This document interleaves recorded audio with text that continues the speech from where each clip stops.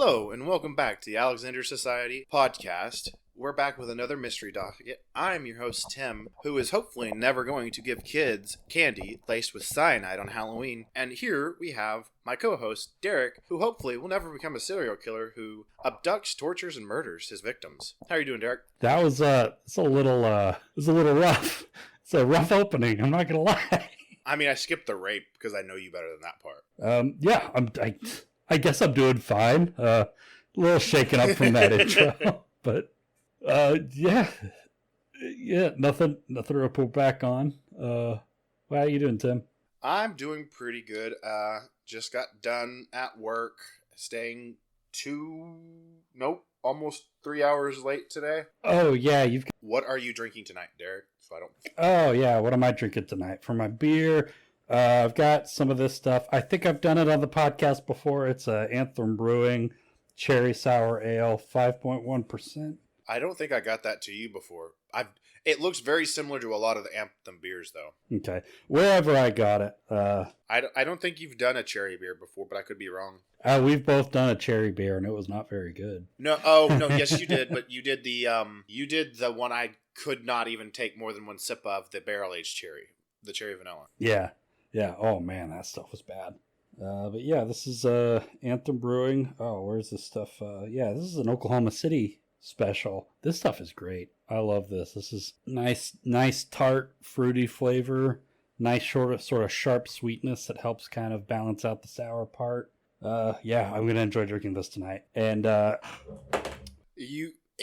apologize. I didn't have the money to get you some of the peach cobbler sour, but you would have fucking lost your mind and demanded every beer you could of it.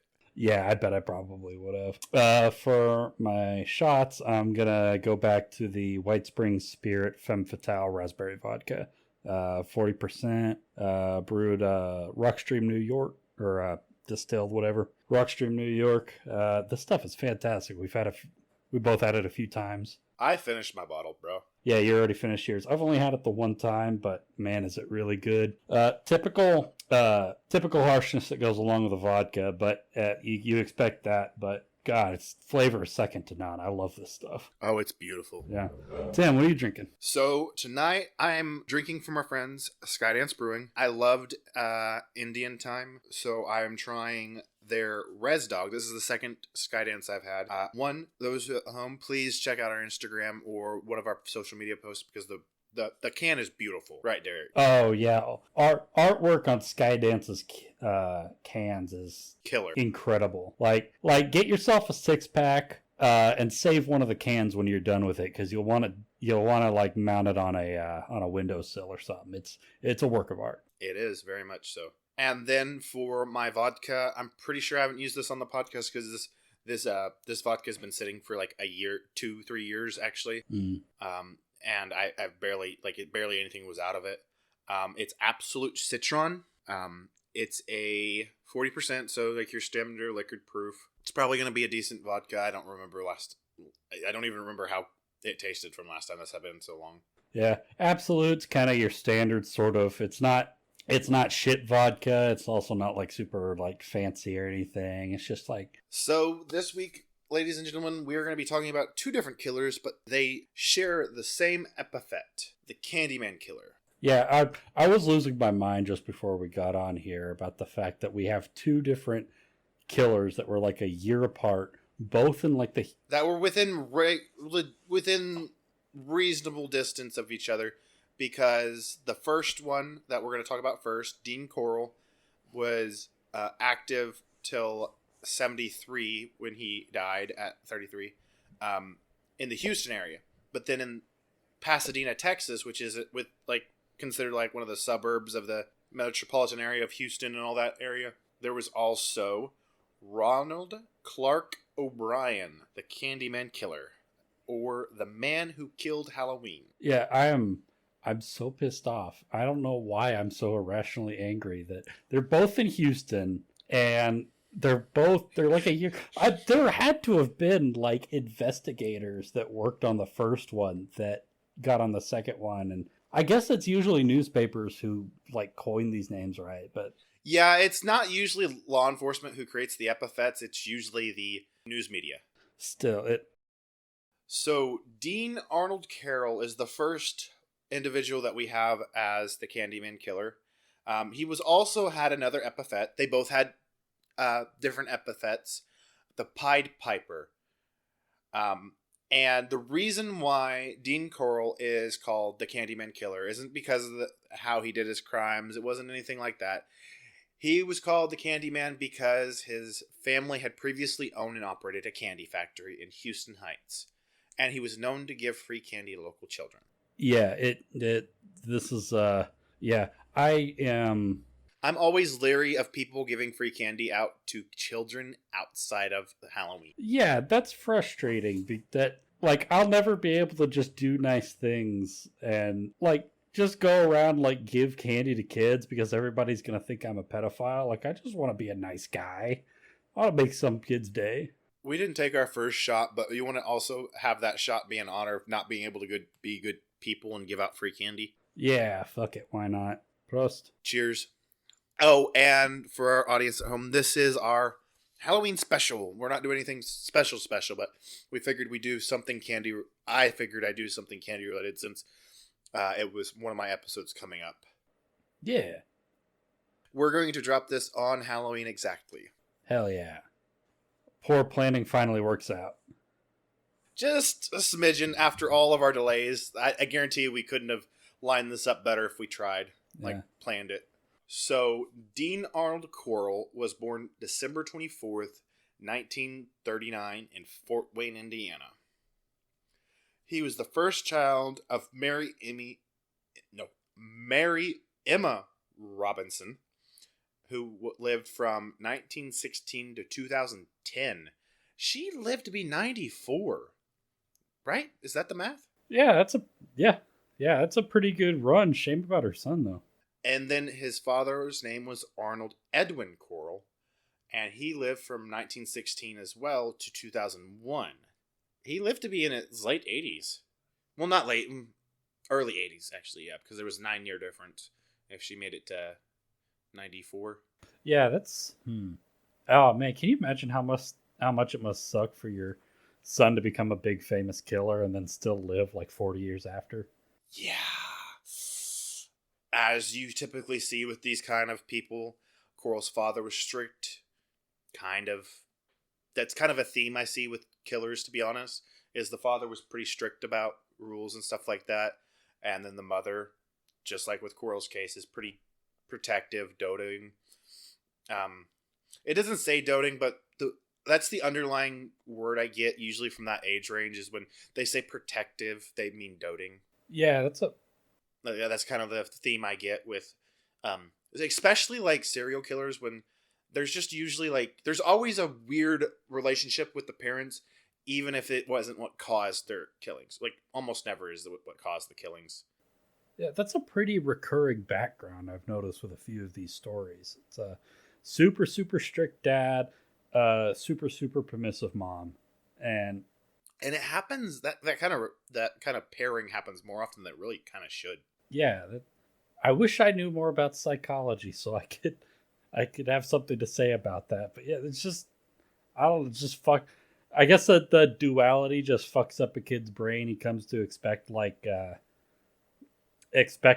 radically, drastically different, or comes to accept just drastically different conditions in regular everyday life. So, I could picture a kid who grows up in this sort of environment can kind of see. Well, it's even worse than that. So what happened is he had his parents divorced 4 years after his little brother was born. Yeah, there we go. Yeah, that'll do it. In 46, so brother was born in 42. Quick maths for you. War really fucked up that family. The father was drafted after the divorce.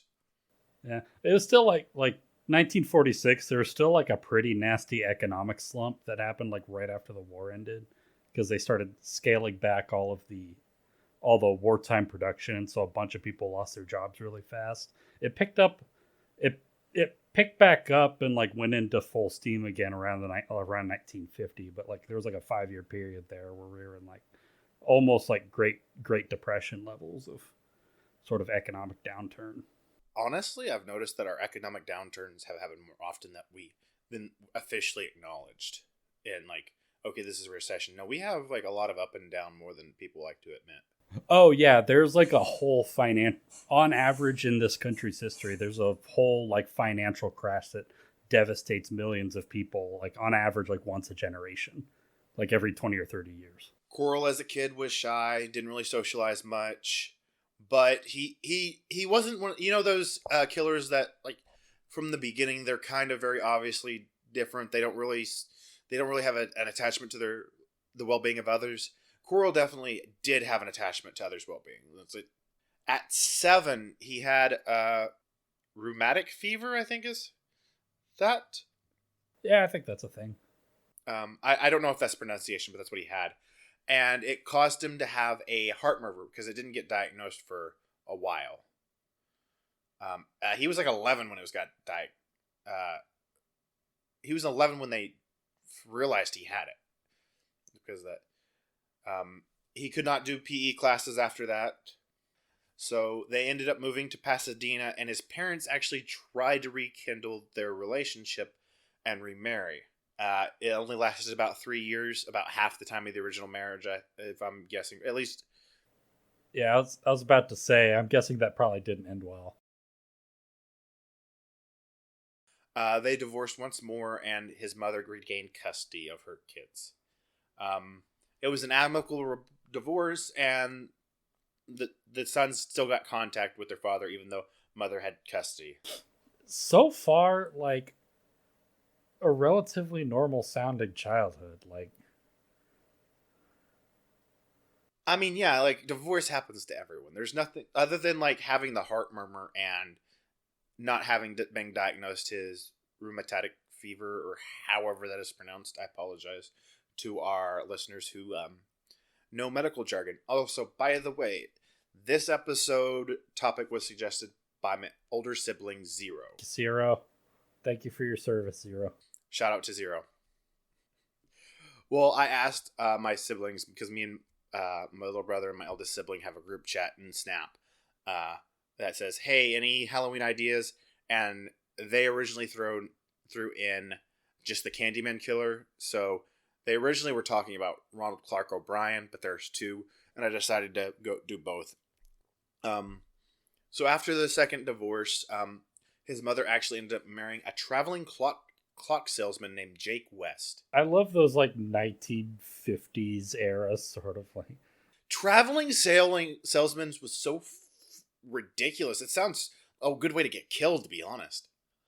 Yeah, like if I saw, there are still traveling salesmen that around like right now, but they're all like parts of multi-level marketing schemes that are traveling salesman isn't really a thing anymore. It got taken over by MLMs and the internet. Yeah, we've got Amazon now. We don't need that shit. They ended up moving to Vidor, Texas, where Carol's half-sister was born. So he ended up having a half-sister. Yeah. Oh, yeah. By the way, Vidor, Texas, if you are black or physically queer and you're driving through Vidor, Texas, do not stop for gas. Sundown Town, or even worse. Hard. One of the worst, most like, just don't do it. Just keep driving. All of the towns around there, they're not going to be nice to you, but they're not going to try to physically attack you like they will in Vidor. Damn. Anyways, go on. It was around this time where Carol's mother and his stepfather opened a small family candy company, which originally started in the garage of their home. And Carol worked in the candy company in the garage from the very inception. Like, he was working day and night when he wasn't at school. Okay, how old is he at this point? It doesn't give a date for when the candy when the parents remarried and all that, but the divorce was in 1953, so he was in his probably mid-teens. That's a little bit more acceptable, but I'm still not a big fan of like making the kids work the family business in their free time. as a teenager. So he and his younger brother, were responsible for running the candy making machines and packaging it. Oh, good. So getting their young, still developing arms just sucked up into a machine. I don't think it was like it was out of their garage. I don't think it was big industrious machines. Even if it, and plus a lot of candy machines aren't the kind that you could like. It's not like the old fashioned sewing machines that were in corporate like Industrial Revolution giant sewing machines. These were probably just like not much different size wise. Probably a lot safer than a shop class machine, like a drill press size or something like that. Yeah, I'm sure they weren't like industrial sorts of like needing like OSHA coverage or anything like that. But there's a lot of machines that are like commercially available that you could just fit into your garage that would still like tear an arm off a kid. Then his stepfather traveled to West Houston to sell the product. And it was on a route. Like, like I'm guessing it was like a door-to-door, maybe not door-to-door salesman, but maybe like, hey, do you want a candy subscription or this, that, and the other, and come to a house like a couple times a week? Yes, I would. Thank you very much. I would too, but we're both some broke brothers. Yeah, and I'm kind of a fat ass too. Yeah, we don't need it. I don't need a monthly subscription to Sugar Monthly. Yeah. So from 54 to 58, Corll attended Vidor High School. He was regarded as a well-behaved student, satisfactory grades. Sounds like he was like maybe not like a middle of the pack, but like just barely above average. Like just like not like above average, but just enough to be like, you know what I'm saying? Yeah, putting in some effort, but not staking his life on it. He's not super standing out from what I understand, but he was doing good in school. Yeah, so far, I'm not getting like a killer's profile. He actually has a very good background from what I've seen. Like, he's not had like too traumatic of a childhood. Yes, a divorce is traumatic, but it's not like the most traumatic thing in grand scheme of things, He was considered a loner, although he occasionally dated, which is a lot more said than some of the killers we've covered. Than a lot of killers, to be honest. Yeah, this guy's almost too normal. He's gonna spit on our high school and college careers, Derek. Oh no. Corll's only major interest was brass band, in which he played trombone. He was a band nerd as well. He sullies our name. I'm not a brass player. I don't give a fuck. Yes, but he was in band, and we're all almost our entire friend group is comprised of band nerds. Yeah, but they're brass, so I don't consider them family. You were saxophone, right? Yeah, saxophone and clarinet. I was percussion and bass, and at one point I played trumpet, but that was literally for a single year. Percussion's fine. You're like the adopted family. So he graduated in the summer of 58. Shortly thereafter, they moved to the north side of Houston, where closer to where their candy was being sold. They opened a new candy shop called Pecan Prince. Does that candy have pecans in them? It says in reference to the brand name of the family product. It's kind of like Pecan Prince is that's their name, as in like Hershey's, like that the Hershey bar, Pecan Prince candy. Okay, that's kind of how it was. In 1960, he moved to Indiana to live with his widowed grandmother. During this time, he had a close relation with a local girl, although he rejected her marriage proposal in 62. He formed a close relationship. He had lived in India for almost 2 years, but returned in 62 to help his family's candy business, which had moved to Houston Heights and later moved into an apartment above the shop. Okay. In 63, his mother got divorced and opened a new candy business called Corll Candy Company, from which Dean Corll was appointed the vice president of the new family firm, and his younger brother Stanley was secretary-treasurer. The same year, one of the teenage employees complained that Corll had made sexual advances towards him. Okay. She kind of just dismissed him and fired him. More than a lot of companies would do, I'm not going to lie. Yes, but I'm going to look at it from her perspective. This is literally from what the narrative of his life that we've been told that has been recorded. This is his first step out of line. This is his first thing. Of course the mom's not going to believe it. Like it's like he's been a perfect, quote unquote, perfect child the whole time. Oh wait, she fired the. She fired the person who accused him of sexual advances. Oh no! Fuck these people! Holy shit! Oh no bueno. No, I thought you said she fired Dean. No, she was on the side of her son because, let's be honest, from what the story we've been told so far, this is kind of his first step out of line. If you had a kid and he was in his like, so what? He's probably 18 and 58. So he's probably like 22, and he probably had a few small things throughout his life before, but his first major thing is at 22, and he's shown nothing of this ilk before that we know of. Are you really gonna have an easy time believing someone when they probably had no proof? Yeah, I get. I'm not trying to victim blame at all. I swear I'm not. Oh yeah.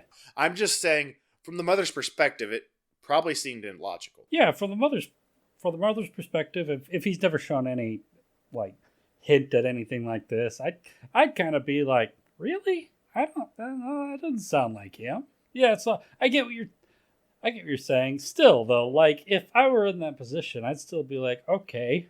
I would definitely not have fired him. I would not have told my son the report had been made, and I would have paid attention to their behavior. But again, it's probably happening when she's not there, out of sight, obviously. Right. Yeah. And then if there were more complaints, I don't know if I could fire my own kid without proof. Like there was no security cameras. It was just it's a he said she said situation. I know he definitely did it at this point because of what he does later on. But like if you have your kid, you've seen no inclination that they did anything like that, you'd have a hard time believing, right? Mm-hmm. So after this, Carroll gets drafted in '64, August of '64 specifically. He goes to Fort Polk in Louisiana for basic training. Okay. Gets assigned to Fort Benning to be a radar repairman before he was permanently assigned to Fort Hood. According to the official military records, he had an unblemished record. However, Carroll apparently hated his military service. He applied for a hardship discharge and on the grounds that his family needed him for the family business. Yeah. Hey, I support any measure that a person takes to get out of the draft. 100% support. He was only in service for about 10 months before he got an honorable discharge. I think he probably would have had more issues the longer he was in. I'm not going to lie. Yeah. It's reported that it was during his military stint that he realized he was gay. He's already hitting on a guy by this point. Do you know how many times I've flirted with someone without realizing I'm flirting? I guess. I don't know. I'm not defending him. I'm just saying I've noticed there's a lot of self-delusion when before you figure out that not straight. That happened to myself. It was a little bit self-delusion before I figured I wasn't completely straight. Yeah, okay. Yeah, that's an experience I've never had, so I guess. I don't think I could have made sexual advances on another guy and not have figured it out. Yeah, that's what I was thinking, but maybe what we consider something a sexual advance today, back then might not be something we consider a sexual advance today. Maybe it was innuendo, something like that. We don't know the nature of the sexual harassment. Yeah, just cracking jokes with the boys. That's all it is. He had his first gay experience during this time, but other than that, there wasn't too much to report about his military service. So from there, after his honorable discharge, which I think I vaguely remember other stuff, I've heard of that. If he was in any longer, he probably wouldn't have got an honorable discharge, from what I remember hearing, but I don't have enough to back that up, so don't take that with a grain of salt. Definitely take it with a grain of salt. So I'm not gonna lie. All I'm getting from this guy so far is a guy with a little bit of a slightly troubled, but definitely not out of the ordinary childhood, growing into a closeted gay man, and not anything to suggest where this is going. Yeah, and it was the '60s too. Yeah, homosexuality really was not accepted. Yeah. That's what I'm thinking. Is that this is probably. Because I've heard stories about gay folk from around that time and how the sort of the social stigma around it really affected a lot of people Like even to a greater extent in some ways than like today. So I'm not saying that like being closeted like makes you a killer, but like The trauma can affect you negatively, is what I will put. yeah, It's not going to lead you to being a killer, but it will mess you up, is what I will say. yeah, the trauma can be a factor in getting you that. I've seen plenty of people that have been traumatized. I was too stupid to figure out I wasn't completely straight. That was my thing. It wasn't a closeted thing. Mm-hmm. So he returns. His stepfather retained ownership of the old company, Pecan Prince. There was a fierce competition between the two afterwards. That never makes for a good family dynamic. Yeah. He increased his number of hours he devoted to the candy business, and his public demand for their candy was rising, essentially. So they ended up relocating to 22nd Street, right across from Helms Elementary. That's going to be a fact. Oh, no. It was during this time that it was in 65 that they relocated, by the way. And it's during this time that he started giving out the free candy to local children. In particular, to teenage boys. I don't like where this is going. As a result of this behavior, he earned himself the nickname Candyman. So he probably got the nickname well before he was a killer. Mm-hmm. Or at least before his crimes were known, at the very least. I don't know exactly when his killings started. He got the moniker 5 years before he started killing. He was known to start killing, at least. He also got Pied Piper, obviously. They implied a small workforce, and there was teenage boys in the company, and he acted very flirtatiously with these teenage boys, is what it says. He was also known to have installed a pool table at the back of the factory where employees and local youths would congregate. That's really weird. Going into a candy factory, or any kind of factory or like business that's not like geared towards like entertainment / there, to go to a pool table. Yeah, I guess I have to, whenever I'm thinking about stuff like this, I got to keep in mind, back then, I wouldn't have a smartphone. I wouldn't have a computer. I'd be spending a lot more time outside. My free time would be spent mostly just looking for stuff to do out and about. So I guess... Yeah, it's not the activity that I find weird. It's the location of the activity, is what I'm getting at. In 67, we start to really see some concerning behavior, I will say. He befriends 12-year-old David Owens Brooks, who at the time was a bespectacled 6th grader. He had a 6th grader with glasses. One of the middle-aged children who he had given free candy to. So he initially became one of Corll's many youthful close companions. Apparently he was known to have a lot of quote-unquote friends of like young boys, I'm guessing. He actually joined Corll on regular trips to South Texas beaches in the company of other various youths, and commented that Corll was the first adult man who did not mock his appearance.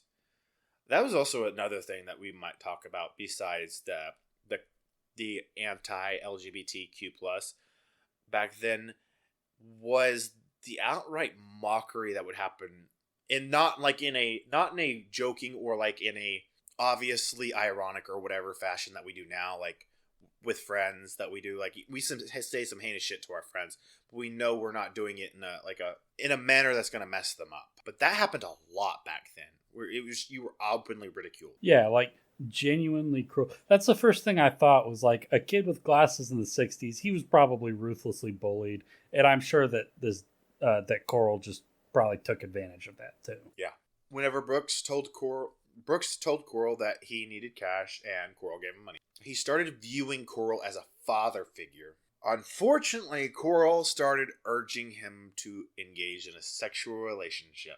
After 2 years, beginning in 69, Corll paid Brooks in cash or with gifts to perform fellatio on the youth. Yeah, that's not to get crude, but that's a weird thing that a lot of predators who are specifically going after like teenage boys will bribe them or whatever and like coax them into it. That, but also like want to do the act on them instead of having them do the act. That's the one part I really can't understand. I am definitely more of a giver, but I wouldn't pay to do that. I want it with a close, intimate person. But again, can't even come remotely close to some understanding someone like this. Yeah, I hear about it like every time this happens. It happens uncomfortably often with cases like this.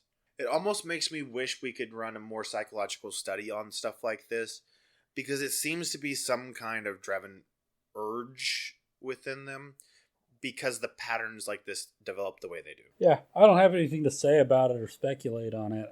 It's something that I've noticed. It's disgusting and weirdly patternistic. Yeah, it's just a specific sort of type of pattern that seems to come up a lot. It's weird. So Brooks' parents were divorced, and in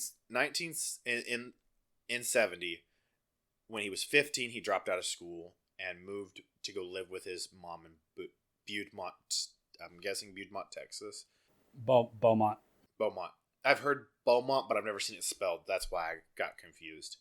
Yeah, one of those dumb French names. When he visited his father, he also visited Corll, who allowed him to stay in his apartment if he wished. Later that same year, Brooks moved back, and by his own admission, started treating Corll's apartment as his second home. By the time Brooks drops out of high school, his mother and his half sister Joyce moved to Colorado after her third failed marriage. Let me reread that.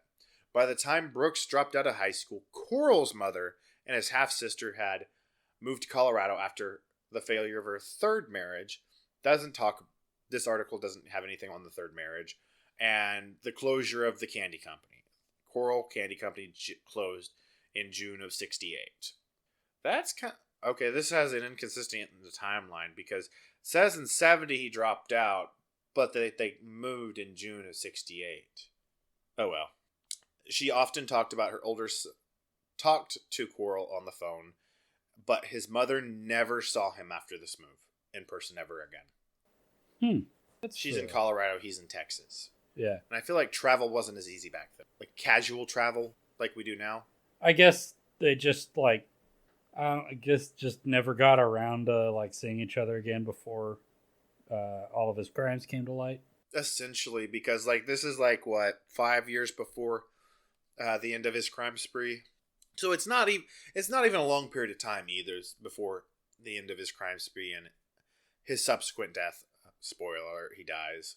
Following the closing of the candy company, he took a job as an electrician at Houston Lighting and Power Company, where he tested electrical relay systems. He worked at this job till the day of his death. So, getting into his murders, between 1970 and 1973, he's known to have killed at least 28 victims. You want to take a stab at the age range? I'm guessing between 13 and 18? Go a little bit higher on the high end. 13 and 20 then? Yeah, 13 to 20. Majority were in their mid-teens, and most were abducted from Houston Heights, where the original one of the candy companies were, but not the last one, which was a low-income neighborhood northwest of downtown Houston. In most of his abductions, he was assisted by one or both of his teenage accomplices.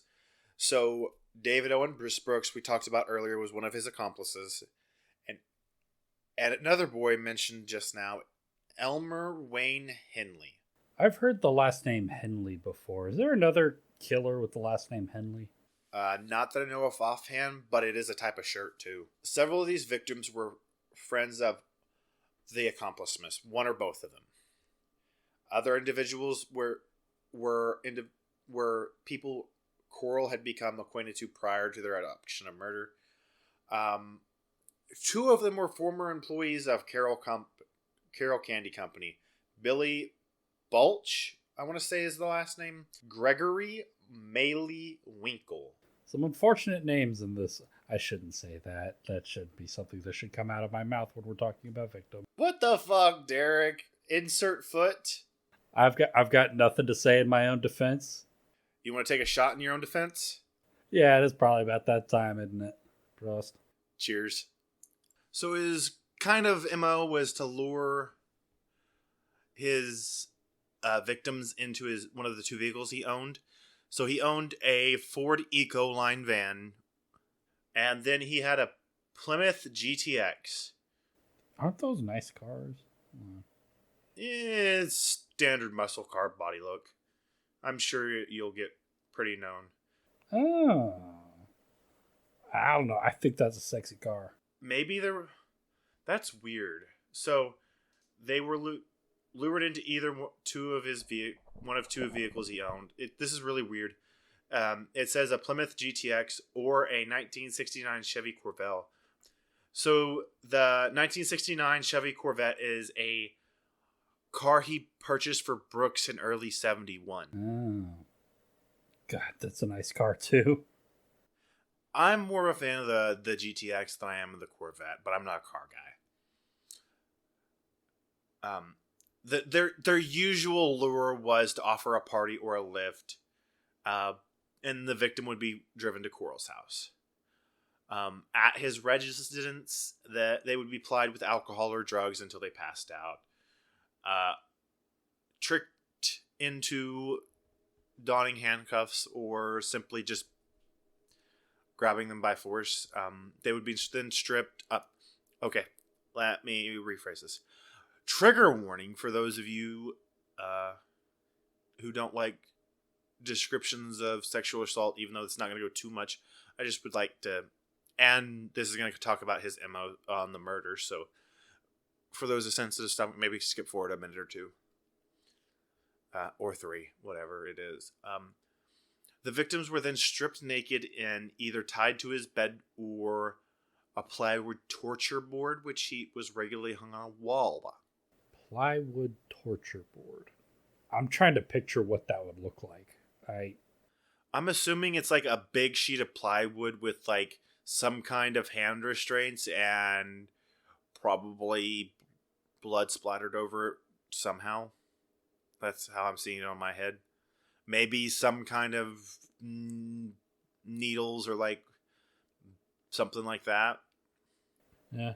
Probably just something that can, something to put up as like a thing to do all the bad stuff on and then put it away when you're done so you don't get the rest of the room, damaged. So once they were restrained, essentially, the victims would be sexually assaulted, beaten, tortured, and sometimes after several days, they would be killed either by strangulation or shooting them with a .22 caliber pistol. That is not a fun way to die because it bounces around in there and it probably didn't kill instantly. Yeah, it's like, imagine getting shot with a .22. Imagine getting stabbed with an ice pick and then the ice pick gets shaken around a whole bunch. The bodies were then typically tied into plastic sheeting and buried into one of four places. Either a rented boat, a beach on the Bolivar Peninsula. Wait, yeah, you said the Bolivar Peninsula? Yeah, I believe that's how it's pronounced. It looks like Bolivar. Yeah, that the Bolivar Peninsula is the outcropping of land that you could take ferries off of to get to Galveston Island. It's okay. That is when I was growing up until like 2008. Every summer, me and my family would take a big family trip with all of our extended family and rent out a giant beach house on the Bolivar Peninsula for like a week. Just know that the bodies were dumped on that beach in the early 70s. Yeah, that's... Ugh. Man, that sucks. Yeah, I don't like that. Does that ruin a little bit of your childhood, Derek? No, because I never found any of the bodies, so... A woodlands near Lake Sam Riben. Carroll's family owned a log cabin near there. Or a beach in Jefferson County. In several of these instances, Carroll forced the victims to either phone or write their parents with explanations for their absence in an effort to delay worries of their safety. This is pretty fucked up. Feel like that goes without saying, but like it is 100% fucked up, but it's, as much as I hate to say this, it's not the worst killing MO I've heard of, unfortunately. Yeah, I'm just shocked by like it. I could see some of the pieces of like where this came from with this guy, like in his background, but it, all in all, like it kind of seems like it came out of nowhere that this stuff started happening. I feel like a lot of let me play armchair psychiatrist for a second, or whatever the term is. I feel like he felt like he couldn't properly express his homosexual desires as a kid, and that caused him to obsess over a certain age range of teenage boys. And from there, he felt like even if someone would reciprocate, it was still something to be ashamed of, and something that he had to hide, and something he couldn't do properly. So that's why he had victims, and then he couldn't have evidence that he was doing this, and the people he was interested in probably weren't the typical person that would be okay with him doing that. So he used force and torture and murder to get what he wanted. Yeah, yeah, that makes sense. But it's still like This is not a condonement or make mitigating what he did. It's just me kind of trying to psychoanalyze why he did it. yeah, it makes sense when you put it that way. But it's still just like because there's a lot of even. I wouldn't be as shocked if it were just that he became a groomer and a predator to teenage boys. Like there's a million and one of those in the world. Unfortunately. But very few of those types of predators end up being like violent killers. I feel like he was very much shaped by the times, because there was very much not a, I'm not saying that the times forced him to be this, but the times corrupted what was there that would have existed if it wasn't. Yeah, yeah, I guess so. I guess I'm just not equipped to like understand this stuff myself, I guess, or wrap my head around it. I try to find explanations why, but I don't understand it. It's like, oh yeah, that makes sense that he did it, you know? Mm-hmm. I can find plenty of quote-unquote rationalizations, but it still doesn't rationalize or make it okay. We're going to move into his first known murders. That was just kind of his MO.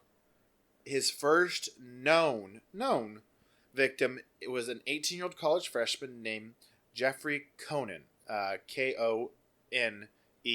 So not like Conan O'Brien, but yeah, with a K. He vanished while hitchhiking with another student from the University of Texas to his hometown in Houston. So he was trying to bum a ride, basically. He was dropped off alone at the corner of Westminster and South Voss. Oh, I forgot to mention, over the years which he was abducting and murdering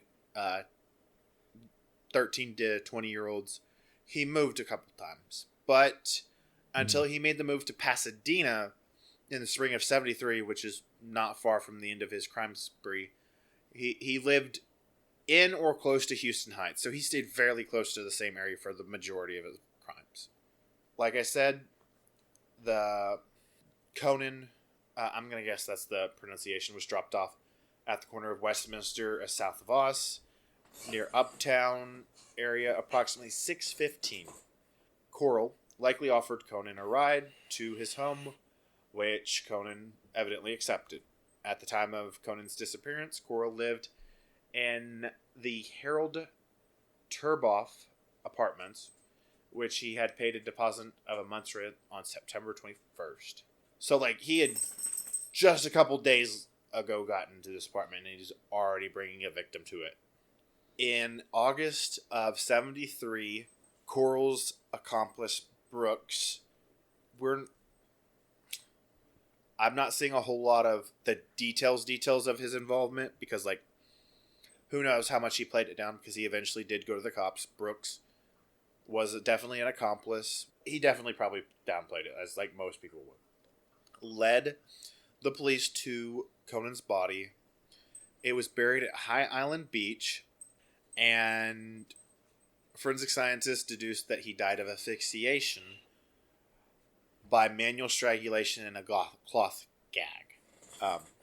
The body was buried underneath a large boulder. I don't know how they pulled that off.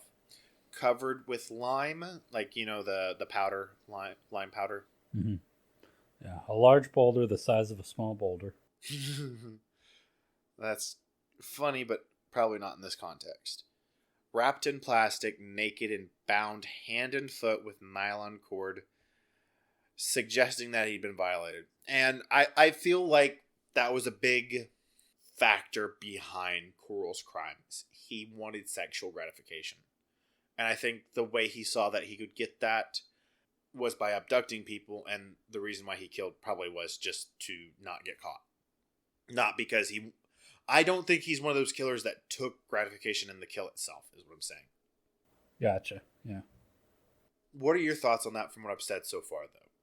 Do you think you think I'm kind of spot on that, or do you think there might be something else there? Yeah, I think that makes sense. Just a sexually repressed guy with a particular interest in teenage boys and a bit of a sadistic streak that had kind of been closeted and bottled up for most of his life, just kind of being released in this these opportunities that he now had, and then murder to cover it up. That tracks. That makes perfect sense to me. Around the time of Conan's murder, Brooks interrupted Corll in the act of sexually assaulting two teenage boys, whom were strapped to a 4-poster bed. In return for his silence, Corll promised Brooks the Chevy Corvette, which was in green. Corll later admitted to killing 2 youths and offered him a reward of $200 for any boy he could lure to Corll's apartment. Okay, hold on. I gotta... Do you want the equivalent in today's money? Yeah, that's what I was gonna look up. It's $1,536 in today's money. $1,500. That is not how much lives are worth. No. That is... Oh, my God. Man, I'm getting bummed out. This fucking sucks. Yeah. On December 13, Brooks lures 2 14-year-old Spring Branch youths, I'm assuming that's a location in Texas, is a district in Harris County, United States, named James Glass and Danny Yates, who were in Houston Heights for a religious rally. Glass was already acquainted with Brooks and had previously visited Corll's address. Jump ahead 30 seconds if you're squeamish. Both youths were tied to opposite sides of Corll's torture board and subsequently raped, strangled, and buried in a boat shed he had rented on November 17th. An electrical cord with alligator clamps were attached to each end, buried alongside Yates's body. Okay, I'm gonna take another shot. This is a very heavy depiction of stuff episode, and I didn't realize that ahead. I apologize if our normal audience does not like this. 6 weeks after those murders, Brooks and Corll encountered 2 teenage brothers, Donald and Jerry Waldrop, walking to their parents' home. The Waldrop brothers had been driven to a friend's home by their father with plans to discuss forming a bowling league, and had begun walking home after learning the friend was not home. You think the father would have waited, you know? Yeah. I would have at least waited to see, hey, is the person home? But we don't know the full circumstances. We just know a quick summary, so I'm not going to judge the father. I bet the father beat himself up over this, to be honest. Both boys were enticed into Corll's van and driven to Corll's apartment on Magnum Road. He had a bunch of different apartments. We're not going to go through them. Where they were raped, strangled, and subsequently buried in the boat shed as well. Between March and May of 71, Corll abducted and killed 3 victims, all of whom lived in Houston Heights, and all of them were buried towards the rear of the boat shed. In each of these abductions, Brooks was known to have been a participant. One of the victims, 15-year-old Randall Harvey, was last seen by his family on the afternoon of March 9th, bicycling towards Oak Forest, where he worked part-time at a gas station. Harvey was driven to Carroll's Magnum Road apartment again, where he was killed with a single gunshot to the head. I'm assuming there was other acts done to his body prior. The other two victims were known as David Hilgest and 15-year-old Gregory Malley Winkle were abducted and killed together on the afternoon of May 29th, 71. As been the case with the parents of other victims for Corll, both sets of parents were launched a frantic search for their sons. One of the youths who voluntarily offered to distribute posters for the parents had Bernadette offering a monetary reward for information. Our other accomplice is coming into play here in a manner we wouldn't have even thought. He was one of the youths who helped distribute the posters for... Oh my god. Hilgest, which had been his lifelong friend. And then he got involved as... Oh my god. What? Okay, you gotta explain how that happened. It hasn't gotten there yet, but I hope it does. The youth pinned the reward posters around Heights and attempted to reassure Hilgest's parents that there might be an innocent explanation for the boys' absence. On August 17th of 71, Carolyn Brooks entered a 17-year-old acquaintance of Brooks named Reuben Watson Haney, who was walking home from a movie theater. Brooks persuaded Haney to attend a party at an address Carol had moved to on San Felipe Street the previous month. Haney agreed and was taken to Corll's house where he was strangled and buried. Again, that was probably not the only thing done. Yeah. In September of 71, also it seems like leases didn't work the same way, or maybe were easier to get out of back then. Mm-hmm. Because he moved in September of 71 to yet another apartment in Heights, where Brooks assisted with the abduction and murder of two youths during the time at this register when Corll resided here. So during this apartment only saw two abductions and murders, including one youth who, quote, was killed just before Wayne Henley came into the picture. In his confession, Brooks stated that the youth killed immediately prior to Henley's involvement in the murders was abducted from the Heights and kept alive for approximately 4 days before his murder. So he was raped and tortured for 4 days, Derek. In winter of 71, Brooks introduced Henley to Corll. So this is our second accomplice coming into the picture. He was originally probably intended to be a victim, but Corll evidently decided he would be a good accomplice and offered the same bounty, $200, for anyone he could lure to the apartment. Corll's cover story for this, because he wasn't informed of the rape, torture, and murder part, was that he was involved in a white slavery ring operating out of Dallas. Okay, so it's sexual slavery. Okay. Man, I don't know how to add anything to this stuff. It's literally just you getting sadder and sadder, Derek. Yeah. Oh, Jesus. It's literally me convincing humanity has no hope. And you wondered why when we first met I had so little faith in humanity. Do you understand why now? I always understood why. I just... I get it. I don't like it, but I get it. Apparently, Henley... Yeah, I'm just wondering now, what is going through this kid Henley's head? Apparently he took, several months to, where he kind of ignored it, kind of, ruminated on it, I guess. Okay, do you happen to have any information about, Henley's background, his family life, what was going on with him at the time? Because... So a quick backstory on Henley is that he was born May 9th, 56, Eldest of 4 sons to Elmer Wayne Henley Sr. and Mary Pauline Henley. Father was a alcoholic who physically assaulted his wife and kids. There it is. Okay.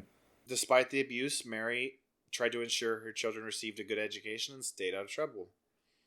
They divorced in 70, so they were together for 14 years when Henley was 14. Well, they divorced when he was 14. Who knows when they got married. His mother worked as a cashier at a parking lot. I don't know how you work as a cashier at a parking lot, especially back then, because I guarantee event parking / what we do nowadays wasn't quite the same. Yeah, private parking lots still exists back then. Needed somebody to take the cash for people who want to park there. But yeah, okay. Now I'm seeing. Yeah, I'm getting the picture now. It's a kid who grew up with abuse and is now living in a house. Yeah, and is now living in a house with a poor single mother, probably struggling with money. Probably thought that this. That's exactly what drove him to accept Corll's offer. His family was in dire financial straits, is what it says. Okay, yeah. Now I'm getting it. Okay. His first abduction that he participated in with Corll was when Corll resided at 925 Schuster Street. He moved to on February 19th of 72. Brooks later claimed that Henley became involved in the abductions while Corll resided at the address he had occupied immediately prior to Schuster Street. Essentially, Brooks claims he was involved sooner, but Corll admitted to only a little bit later. I would not be surprised if that's a little bit of Henley being a little bit trying to make himself look a little bit better, but it also could be that's when he actually got involved. Okay, so yeah, the story that I'm getting from this right now is a fucking monster with some sadistic desires and a disregard for human life, leveraging the insecurities of young boys to get their help abducting people. Everything we know is that they only helped with the abductions, but from what I get with Brooks, he might have been involved in the sexual aspects. We do not know anything concrete. That's just the vibe I get. I'm not pointing official accusations. That's just kind of the feeling I get. With Brooks, that would be believable because it seems like he was kind of groomed into that sort of relationship with this guy over years. Yes, very much so. Does that absolve him completely? No. Brooks is still culpable. Yeah, both of these guys are still culpable, but to fully understand this situation, you got to understand how these two young boys were manipulated. So this Henley kid? The extent of his involvement was initially intended to be a victim, but Corll decided he would be a good person, just like Brooks, to have assist with the abductions. Did that ever change? Did that ever evolve into like something more? Like, did he ever have any more involvement? Okay. Yes, I was just about to get into that. Okay, yeah, go on then. Henley later claimed that he did not know Corll's true intentions when he was having his friends accompany him to Corll's home. He had actually brought one of his friends there and tried to convince Corll not to kill them. But his friend ended up dying, but Henley still assisted with disposal of the body. And despite finding out Corll was in reality killing the boys, Henley nonetheless became an active participant in the abduction and murders. It seems like Henley was actually more involved in the killing portion, whereas Brooks seemed to be more involved in the... Henley and Brooks were both involved in the abduction part, but I think Brooks was probably more involved in rape part. Okay. I think he was probably more involved in the rape. Okay. I have nothing to back that up. Again, that's just gut feeling, because Yeah. you don't go along with this as long as it happens, without participating at least in each step of it. But Henley kind of dove headfirst into the killing part.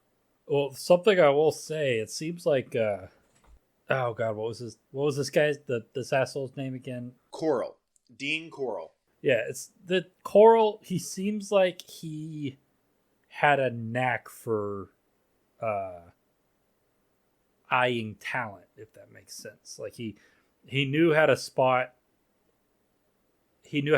victims, and he knew how to spot people who could manipulate into being his accomplices. It seems like he had a pretty attuned sense for who he could manipulate to do what.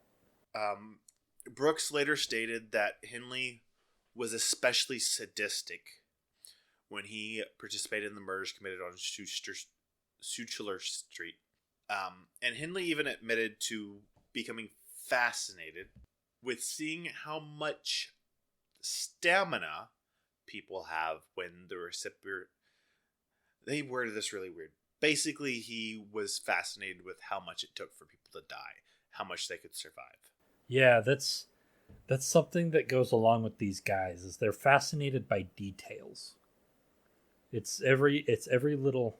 I wouldn't say details. I would say the process in which they, like, the steps up that led to the death of each individual. Like, how much could the individual withstand? Yeah, that's what I mean. It's like they're always fascinated, and then they get gratification from picking out these sorts of aspects of different individuals and how they sort of react to these sorts of stimuli that in the process of reaching the final goal of their, which is something that I cannot wrap my head around. I don't know. Does that make sense? Yeah, no, I get what you're saying. So there's Corll moves again in January of 73 to Ritt Road in Sand Springs Beach district of Houston. Branch district of Houston.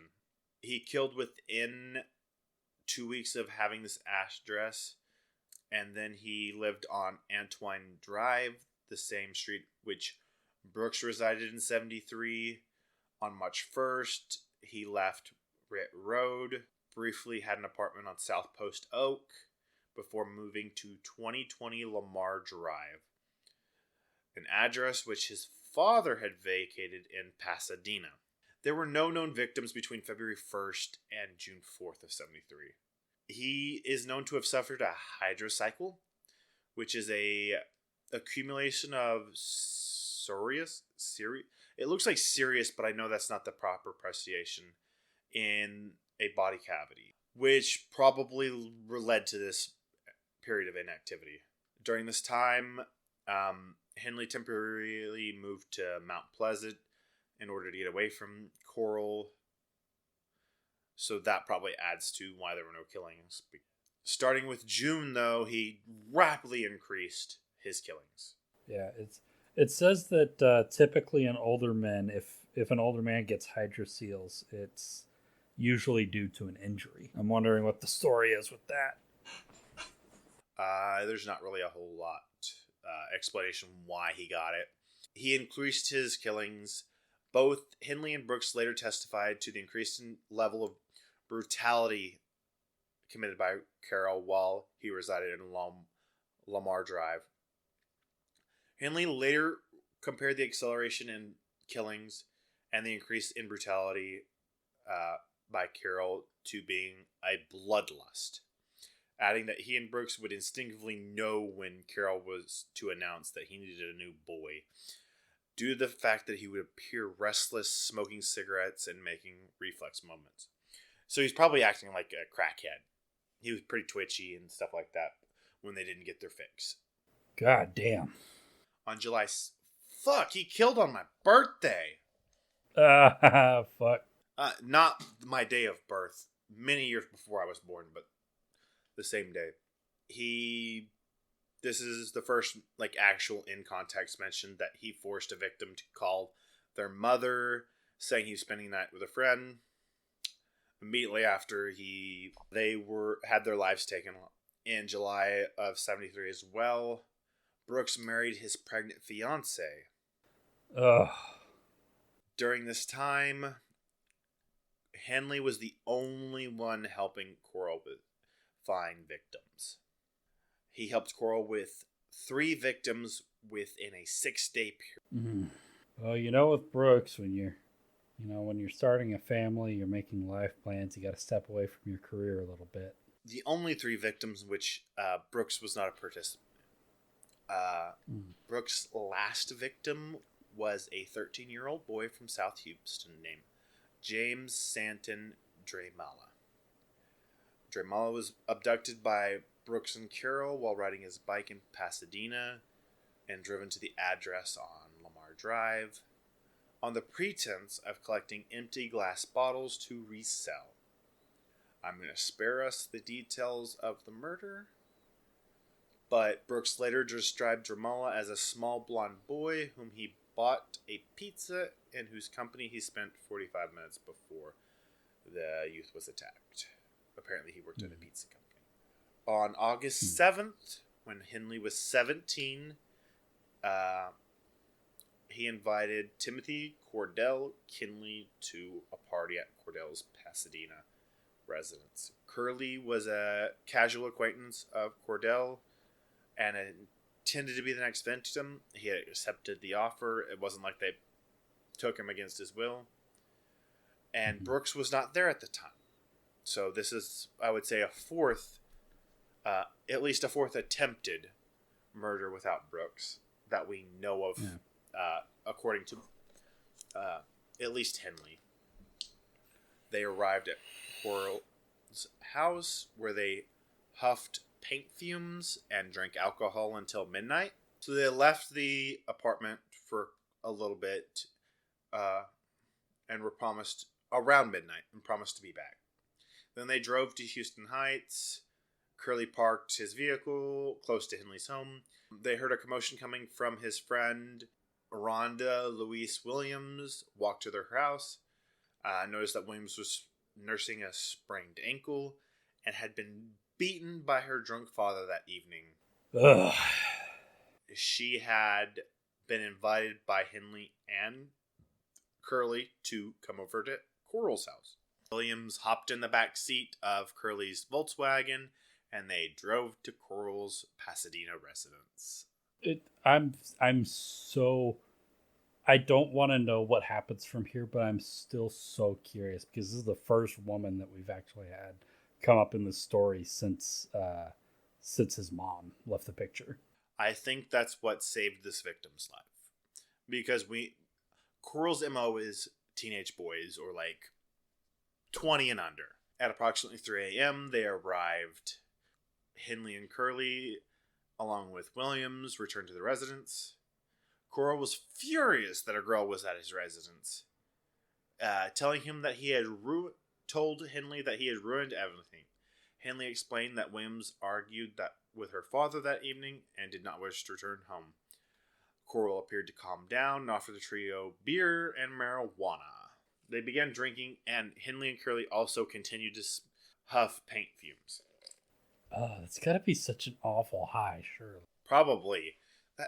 Also, all 3 at once are drunk, high, and huffing paint? Yeah, I've been crossfaded drunk and high before. That was an awful experience. I can't imagine putting paint fumes on top of that. All 3 passed out about 2 hours later. Yeah, I'm not surprised. Henley awakes to Corll snapping handcuffs onto him, and his mouth being taped shut, and his ankles being bound together. Oh, God. Curley and Williams were both beside Henley, securely bound with nylon rope and gagged with adhesive tape, laying face down on the floor. Curley was stripped naked. So the female was probably the only one that was about to not be molested or raped. Noting that Henley was awake, Corll removed the gag from his mouth. Henley protested in vain to Corll, and Corll said that he was mad that Henley had brought a girl, and that he was going to kill all 3 of them after he assaulted and tortured Curley. "Man, you blew it up bringing that girl," Corll is quoted as saying, before shouting, "I'm going to kill you all, but first I'm going to have my fun." God, I fucking hate this guy so much. He repeatedly kicked Williams, the female, in the chest before lifting Henley to his feet, dragging to the kitchen, and placing a .22 caliber pistol against his chest and threatening to shoot him. So, imagine it from Henley's perspective. You just got drunk, high, and huffed paint fumes at your murder buddy's house with someone you expected him to kill and a female who just you saved from her drunk father, and you wake up to handcuffs, gowned and gagged. Yeah, now you've got a pistol being pointed in your chest.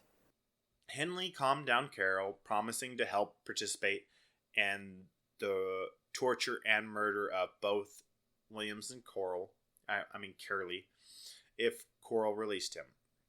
After 30 minutes of discussion, Corll agreed and untied Henley, then carried Curley and Williams into his bedroom, tied them on opposite sides of his torture board, Curley on his stomach, Williams on her back, and then informed Curley of his intentions to look up his anus.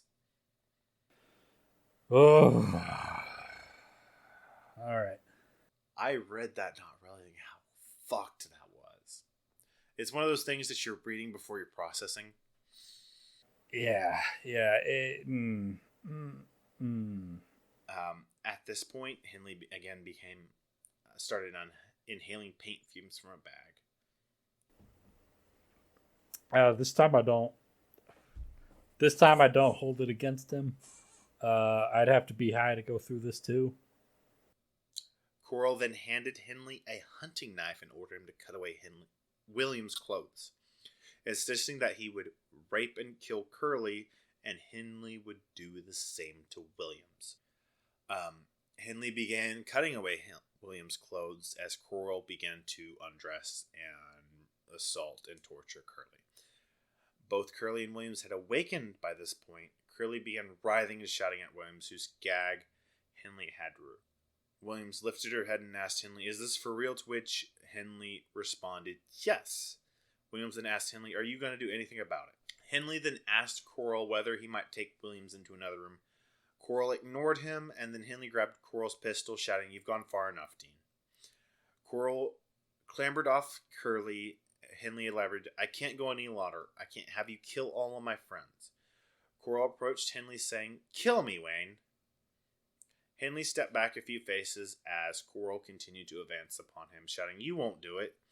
Henley then fired at Corll, hitting him in the forehead. The bullet failed to penetrate Corll's skull, and he continued towards Henley.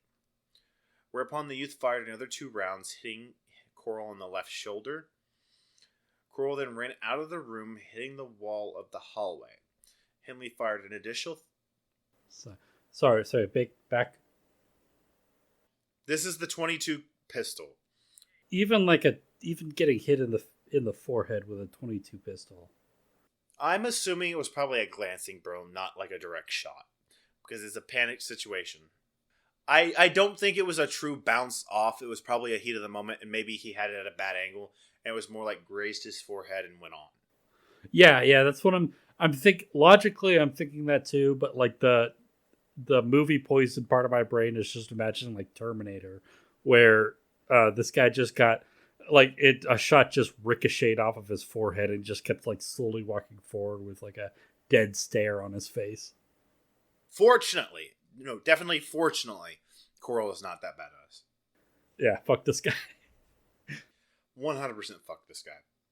Henley fired an additional 3 bullets into his lower back and shoulder as Corll slid down the wall in the hallway outside of the room where the other 2 teenagers were bound.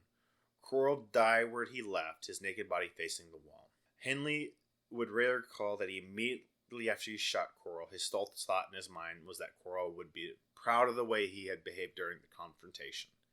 Man, this guy's...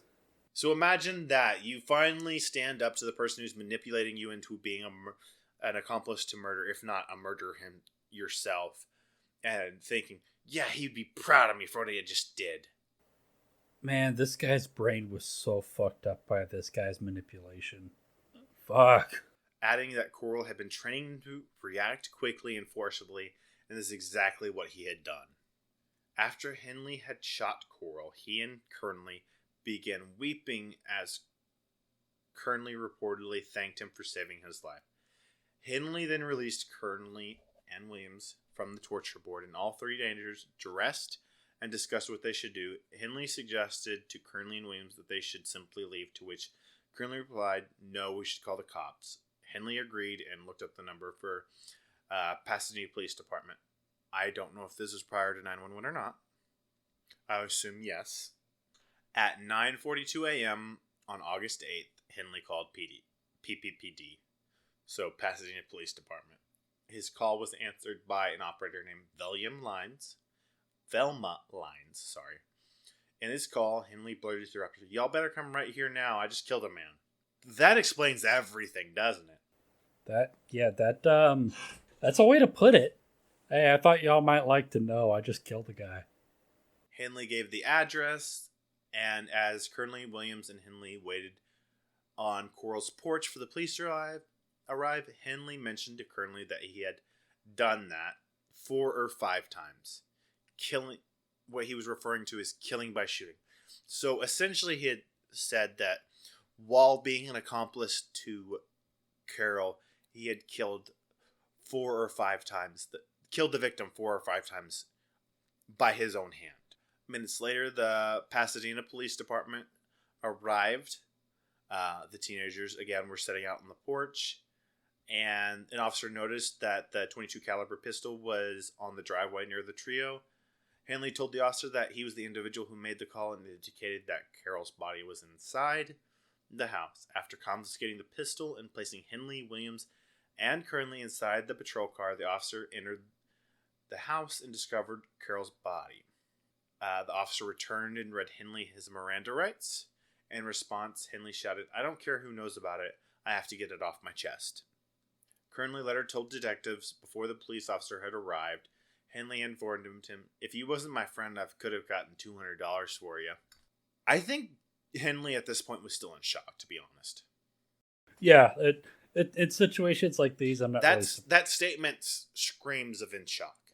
Yeah, in a situation like this, I'm not really surprised by what anybody says after the fact, because like a person was just shot to death. People say weird shit in situations like that. So they're brought in. He claims self-defense on Carol. I don't think there's a really good argument on Carol. Yes, 100% he should have killed Carol, but like personal self-defense, no. Like if we go by modern definition, I don't know back then. I think in a vacuum it wouldn't qualify for self-defense, but like if you look at the context, you could probably argue a good argument. Yeah. Because technically he did pull the gun on him first. But it was while the guy was like in the process of assaulting an innocent person who was locked up in his room. So like when he was questioned, he described his involvement as being threatened into it rather than being an accomplice. He said that he was originally believed that the boys were, again, being upsold to be sex slaves, essentially, but soon learned that Corll was killing the victims himself. Henley admitted that he assisted Corll in several abductions and murders, and that he had actively participated in the torture and mutilation of 6 or 8 victims prior to their murder. Most of the victims were buried in the boat shed, with others buried at Lake Sam Rayburn or Highland Beach. Police were initially skeptical of Henley's claims, assuming the sole homicide of the case was that of Corll, which they had described as being a result of drug-fueled fisticuffs that had turned deadly. Essentially, they thought that everyone was like blasted out of their mind either on alcohol or fumes or something and just started fighting. Yeah, I could see that. Which, arriving on scene, that probably is not a bad assumption to make.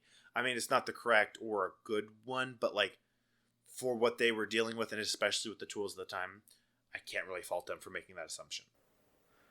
Yeah, you come across a bunch of people who are obviously high, and one of them is shot to death. And then when you take the shooter into custody, he says, "Yeah, there's like 28 other bodies, and this guy was a serial killer." Not gonna be really inclined to believe him, but in this case, it turned out to be true. So I don't know. Henley was quite insistent, and he recalled three of the boys' names: Cobble, Hilgeist, and Jones. From what I understand, Hilgeist wasn't one of his victims, but maybe that was part of the lie. Hilgeist is actually one of the ones that he put out the posters for. Was actually supposed to be his lifelong friend. He stated he and Brooks had procured for Corll. The police accepted that there was something to his claims, and that all three teenagers were listed as missing. So Hilgeist, Cobble, and Jones were all listed as missing. They found the torture board, which was a plywood board measuring 8x3 with handcuffs attached to nylon ropes to two corners with nylon ropes for the other two. So it was probably like handcuffs and a bunch of ropes to hold the down rest of the body. They found the hunting knife, rolls of clear plastic, the same type that was used to cover the floor, a portable radio, and an electric motor with loose wires attached. Probably one of the torture devices. 8 pairs of handcuffs, a number of dildos, a bunch of thin glass tubes, and lengths of rope. They found Corll's Eco line, that ugly van we talked about. The rear windows were sealed by opaque blue curtains. They found some rope, a beige rug covered in soil stains, a wooden crate with air holes drilled in the side, and a pegboard rigged with several rings and hooks. So it's probably similar to the torture board in there. Within another crate with air holes, they found another air crate in Corll's backyard that was basically drilled holes so that the person could breathe, but they found human hairs in there. I'm going to skip over this big part of the article about them searching for the bodies. Basically, Henley and Brooks led them to the bodies over a course of time. On August 13th, a grand jury convened in Harris County to hear evidence against Henley and Brooks. The first witnesses to testify were Williams and Kernley, the two surviving victims from Corll / Henley and Brooks. Another witness who testified to his experience at the hands of Corll was William Rodinier. And after 6 hours of testimony from various people on August 14, the jury initially indicted Henley on 3 counts of murder and Brooks on 1. Bail for both of them was set for $100,000. It was worth $693,218.47. So over $500,000. More than these people had, I'm sure. Oh, hell yes. So they were held on a little over $500,000 bond. Closing arguments were held on July 15th of 74. So this trial lasted for about a year. The jury deliberated for, can you guess the whole time the jury deliberated for, Derek? I'm going to guess it was less than a day. Significantly less, sir. Less than half an hour? More than that. It was 93 minutes. You want to know how much time it takes to fill out that paperwork, Derek? About 90 minutes? About an hour and a half? Probably most of that time. I don't have an official, there's no real official time for filling out guilty paperwork or innocent paperwork. But I can guarantee you with the amount of paperwork they had to fill out, most of that time was just filling out the paperwork. So you know what that means? They were guilty as fucking sin. Fuck. If the jury comes back less than 2-3 hours with a conviction, you can just either they found so much evidence. All they were doing was filling out paperwork, in my opinion. They had their decision made before they went back there. And it was unanimous. Henley was guilty of all 6 murders he was tried. And Henley was ordered to serve 99-year sentence for each murder. a total of 594 years. Okay, yeah, so he's gonna be pretty up there in age when he gets out, huh? I don't think he's ever getting out. Assuming he's alive. I don't know if we... Henley appealed his sentence and conviction, contending that the jury in his trial had not been sequestered, and that his attorney's objections to news media being present in the courtroom had been overruled, citing that his defense's team's attempts to present evidence contending that the initial trial should not have been held in San Antonio had also been overruled. He was given a retrial in 79. Oh, okay. I'm 78 to start in December of 78, so it really didn't begin until 79. The retrial was held in Corpus Christi. He was again represented by the same people who represented him in the trial. They tried to have his statements ruled as inadmissible. However, he ruled the statements given were admissible. The retrial lasted 9 days. They called no witnesses for defense and kept attacking the credibility of the confession. Defense also contended that evidence provided by the state belonged to Dean Corll, not Henley. On June 26, 79, so it would have been 7 months. 7 months later, they took 2 hours before reaching their verdict. Can you guess what it was? I'm guessing it was guilty again. Same thing. Convicted of all 6, sentenced to 99 years. So it didn't change shit. Ugh. Brooks went to trial as 75, indicted on 4 murders from December 70 to June 73. He was only brought to trial and charged with 1 murder from June of 73. Brooks' defense attorney argued that he had not committed any murders and attempted to portray Corll, and to a lesser degree Henley, as being active participant in the actual killings. Assistant DA Tommy Dunn dismissed the defense's contention outright, at one point telling the jury the defense was in on the killings, this murderous rampage from the very beginning. He tells you he was a cheerleader, if nothing else. That's what he was telling you about his presence. You know what he was in on it. The trial lasted less than 1 week. Do you want to guess how long the jury took? About 90 minutes? Spot on. He was guilty of Lawrence's murder. He was found guilty of Lawrence's murder on March 4th, 75, and sentenced to life in prison. Brooks showed no emotion as his sentence was passed, although his wife burst into tears. They had been married for about just under 2 years when he was sentenced. Brooks appealed, contending that the signed confession used against him was taken without him being informed of his rights, but it was dismissed in May of 79. Henley is eligible for parole in October of 2025. Most people are not granted parole on their first try, and especially not murderers. So I don't see Henley getting parole anytime soon. Yeah, you said 2025 is what you said? 2 years from now, he's eligible for parole. Yeah, he's already so old that, like, it's not like he's going to be able to live a life if he gets out. No, I don't realistically see him getting out anyway. Brooks served his life sentence at Terrell Unit in Rosharon, Texas. Do you have any idea how? Rosharon. I'll go with that. Rosharon, Texas. The only good thing about COVID-19 is it took Brooks with. Oh, COVID got him. Fuck. He died of COVID-19 related complications at a Galveston hospital on May 28th, 2020, at the age of 65. Yeah, get fucked, asshole. Fuck you. Like I said, there were 28 minimum victims.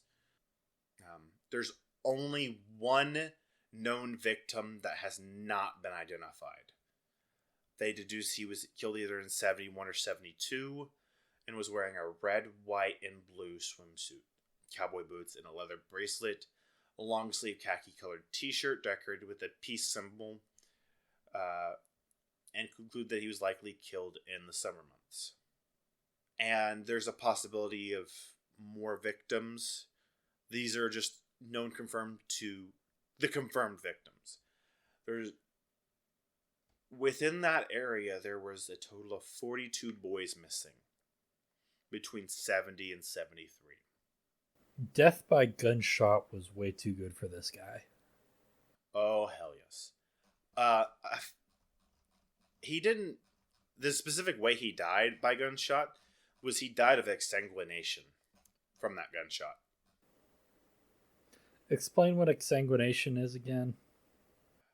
By the loss of blood. It's bleeding out. Okay, so he didn't immediately die. It took him a little while to bleed out.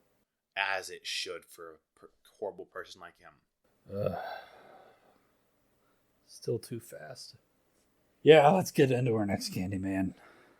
Our next Candyman is Ronald Clark O'Bryan, nicknamed the Candyman, or more accurately, the man who killed Halloween.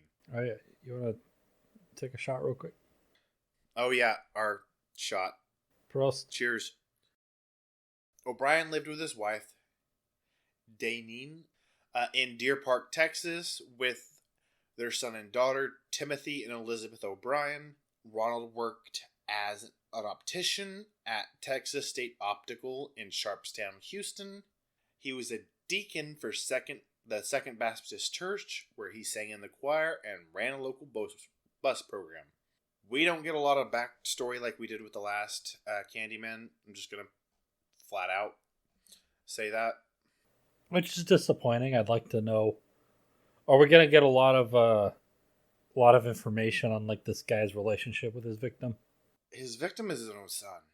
So on October 31st, 1974, so like a year and like 2 months after the situation with Corll, he took his 2 children, so Timothy and Elizabeth, trick-or-treating in Pasadena, Texas.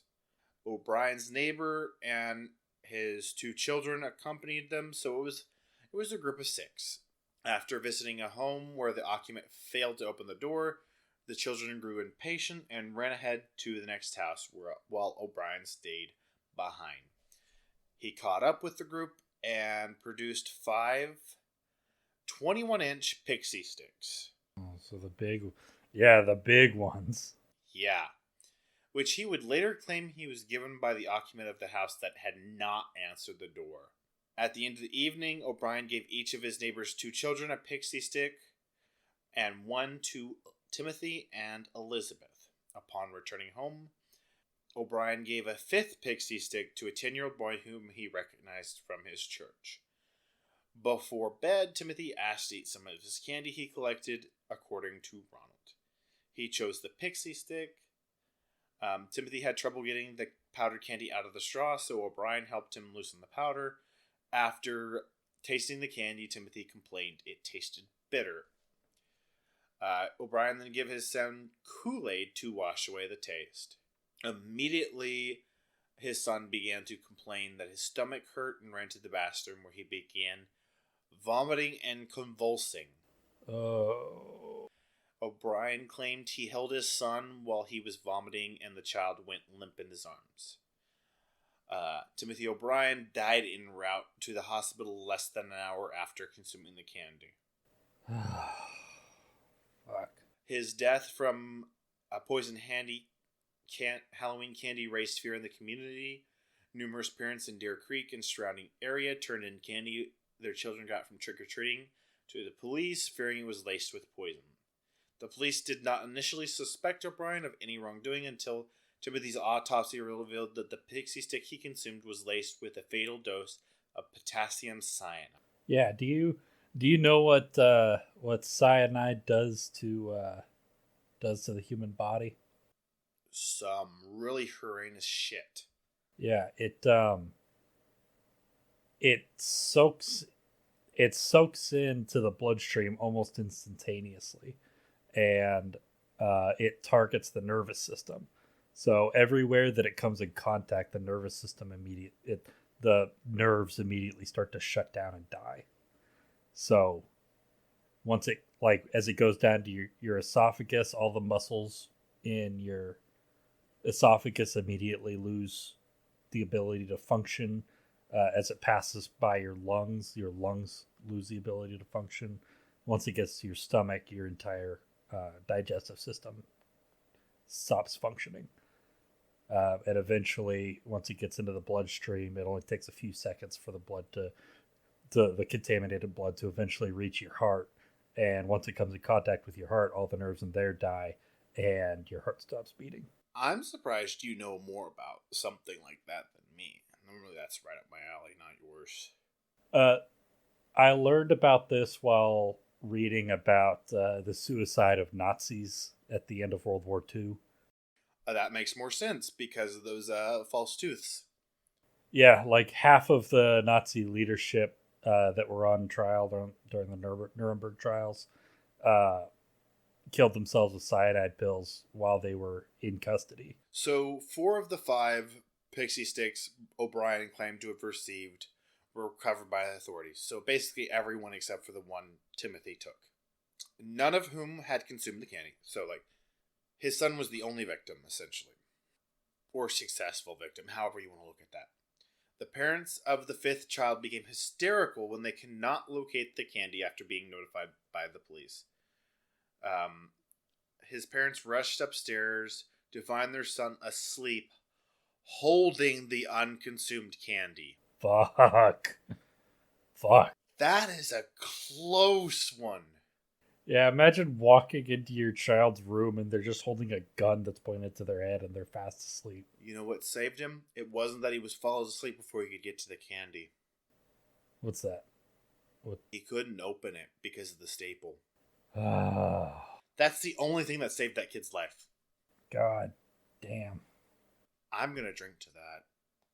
Because that's some morbid shit. I feel bad. Walking in, like, finding your child asleep on the ledge of a fucking cliff. Essentially, yes. That would have shaved years off my fucking life. All 5 of the pixie sticks had been opened within the top 2 inches and refilled with cyanide and resealed with a staple. According to a pathologist who tested the pixie sticks, the candy consumed by Timothy contained enough cyanide to kill 2 adults, while the other 4 candies contained enough to kill 3 to 4 adults. I'm so curious to find out, like, why. I was about to ask, do you have any guesses why this man committed such a heinous... If it was just his son, I would guess it had, like, something to do with, like, marital trouble. But it was a whole bunch of just random fucking kids, so I have no idea. So the kids were a distraction. We'll get to it, but I'll say the other victims were a distraction. O'Bryan initially told police that he could not remember where he got the pixie sticks, but police became suspicious because O'Bryan and his neighbor had only taken their children to homes on 2 streets because it was raining. So, like, the opportunity was so fucking low on houses that could have caused it. What the fuck? I'm so fucking curious what the details are on this. Holy. Their suspicions increased after learning that none of the homes they had visited had given out pixie sticks. After walking the neighborhood with police 3 times, O'Bryan led them to the home where no one had answered the door. O'Bryan claimed that he had went back there before catching up with the group. He said the owner of the home did not turn the lights on, but did crack the door and hand him 5 pixie sticks. He claimed to only see the man's arm, which he had described as hairy. The home was owned by a man named Courtney Melvin. Melvin was an air traffic controller at Williams P. Hobby Airport and did not get home until 11 p.m. Halloween night. Okay, so this man had an airtight alibi, essentially. Man. Talk about airtight. Police ruled Melvin out as a suspect when over 200 people confirmed he had been at work. Man, holy shit. I wish I had 200 coworkers who could confirm I wasn't at a place when a crime took. Man, fuck. I mean, your boss does like videotape you, like. That's true, yeah. That's good. So after their investigation continued, they found out O'Bryan was in over $100,000 of debt. You want to take a stab at how much that was worth last year? Ugh, I'm guessing somewhere in like over like 700,000. Just barely under six. $590,000 in 2022. How did he? Oh, where does this debt come from? Where? How do you get?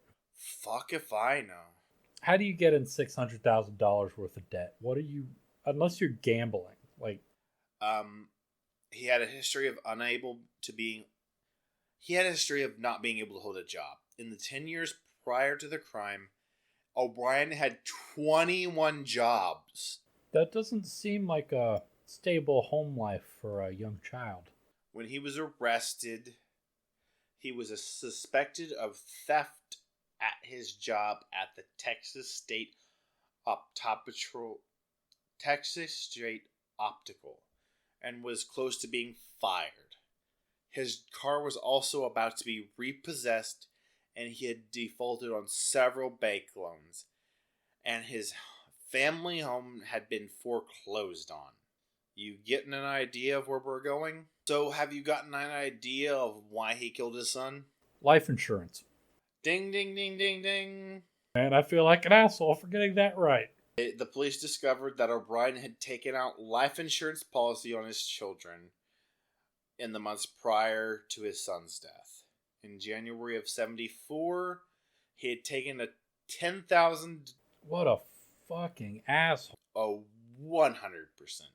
He had taken out a $10,000 life insurance policy on each of his kids. So both kids had $10,000 each life insurance policies. So if he murdered both of his kids, he'd still only... Which very obviously was his intention to get both kids and then have the other neighborhood kids die as like, oh, take the suspicion off of him. But if he had successfully gotten both of his kids, that would still only be a fifth of what he owed. Let me continue. O'Bryan took out an additional $20,000 policies on both kids. So both kids had two policies worth $30,000 in total for each. Not enough to cover everything. So $60,000 in total. You want to take another guess in 2022 money? For the $60,000? I'm guessing like somewhere around 250,000. Little under 356,000. That's so much fucking money. That is so.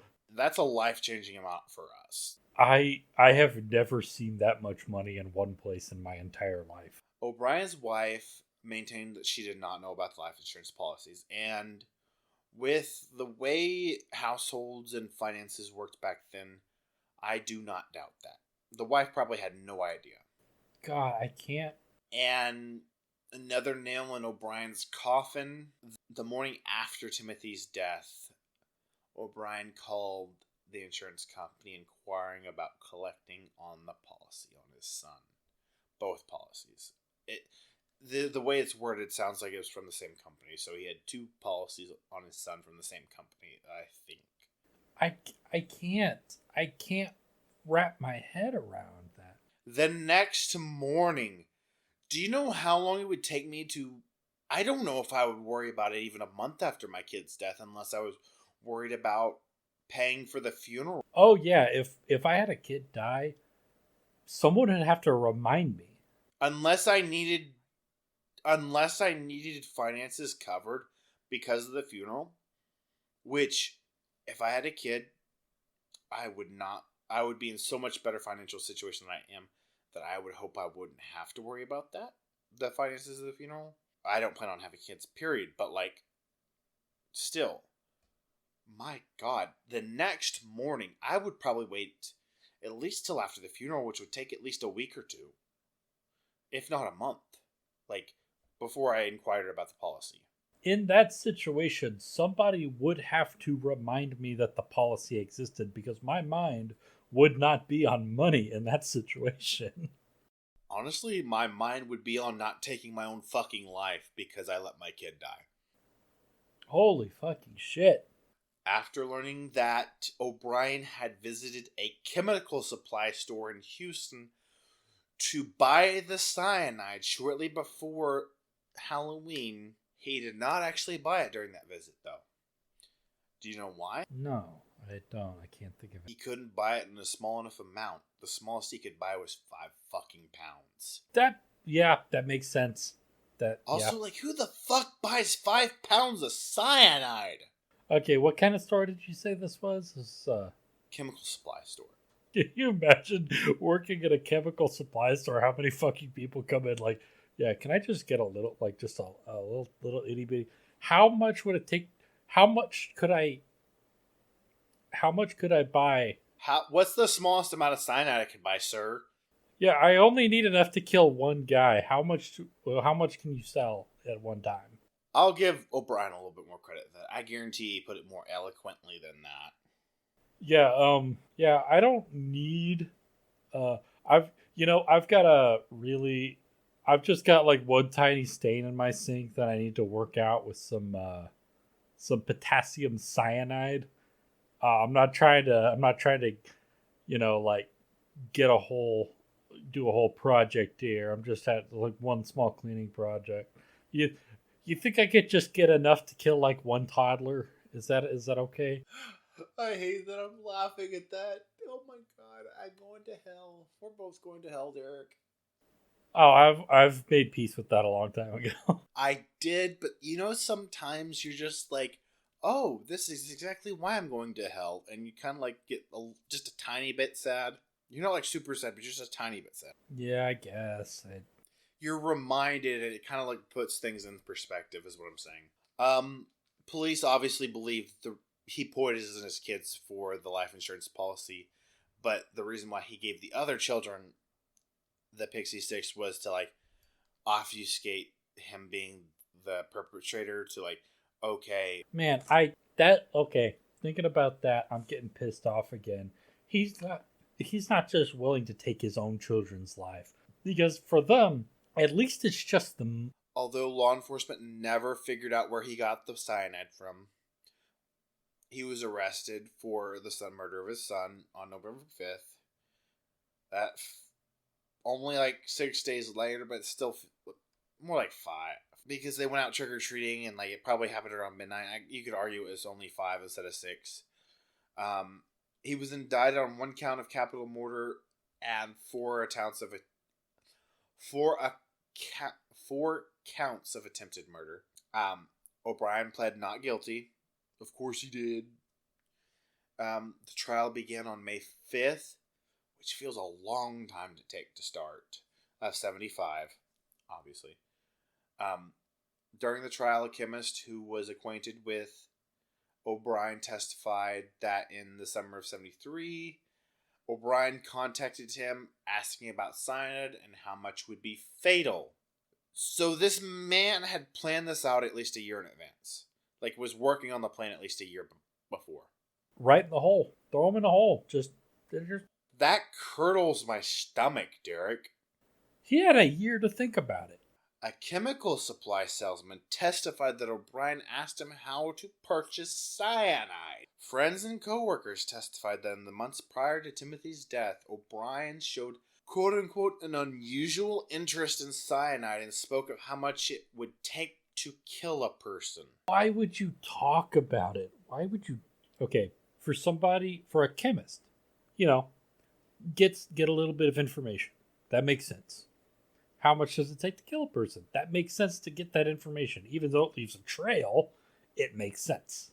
Well, I would argue that you could want to find out how much it kills a person for non-malicious means. Maybe like, hey, I don't know if there's a household commercial use for potassium cyanide, but like, okay, make sure I don't go above that amount to kill a person when I'm doing whatever I'm doing for you mentioned cleaning. I don't know if that's a possible use, but maybe let's say it is. Like, I don't know chemical compounds that clean, but let's say you were correct. That is a legitimate, if that scenario is correct, if like it can be used for cleaning. Not wanting to go past that amount that is harmful is a legitimate thing you should know if you're using it for cleaning. If that is something it can be used for. That is a legitimate thing. But talking about it in real life and saying, hey, this is how much, that is 100% a red flag. Yeah, like talking to a chemist, talking to a salesperson, at least those have like a reason that could be reasonably kind of sort of explained away. But just talking to random people about like, yeah, do you know how much cyanide it takes to kill a person? This much. I know that information. Do you want to know something infuriating, Derek? Oh my god, lay it on me. Instead of getting out of debt, guess what he was going to do with the insurance money? He was going to buy something fucking stupid with it, wasn't he? O'Brien's sister and brother-in-law testified that on the day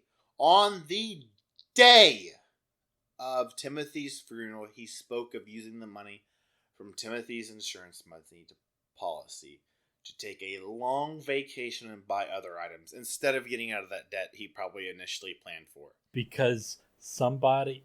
That is not surprising at all, because if he were actually good enough with money to use that to pay off his debt, then he'd be in debt in the first place.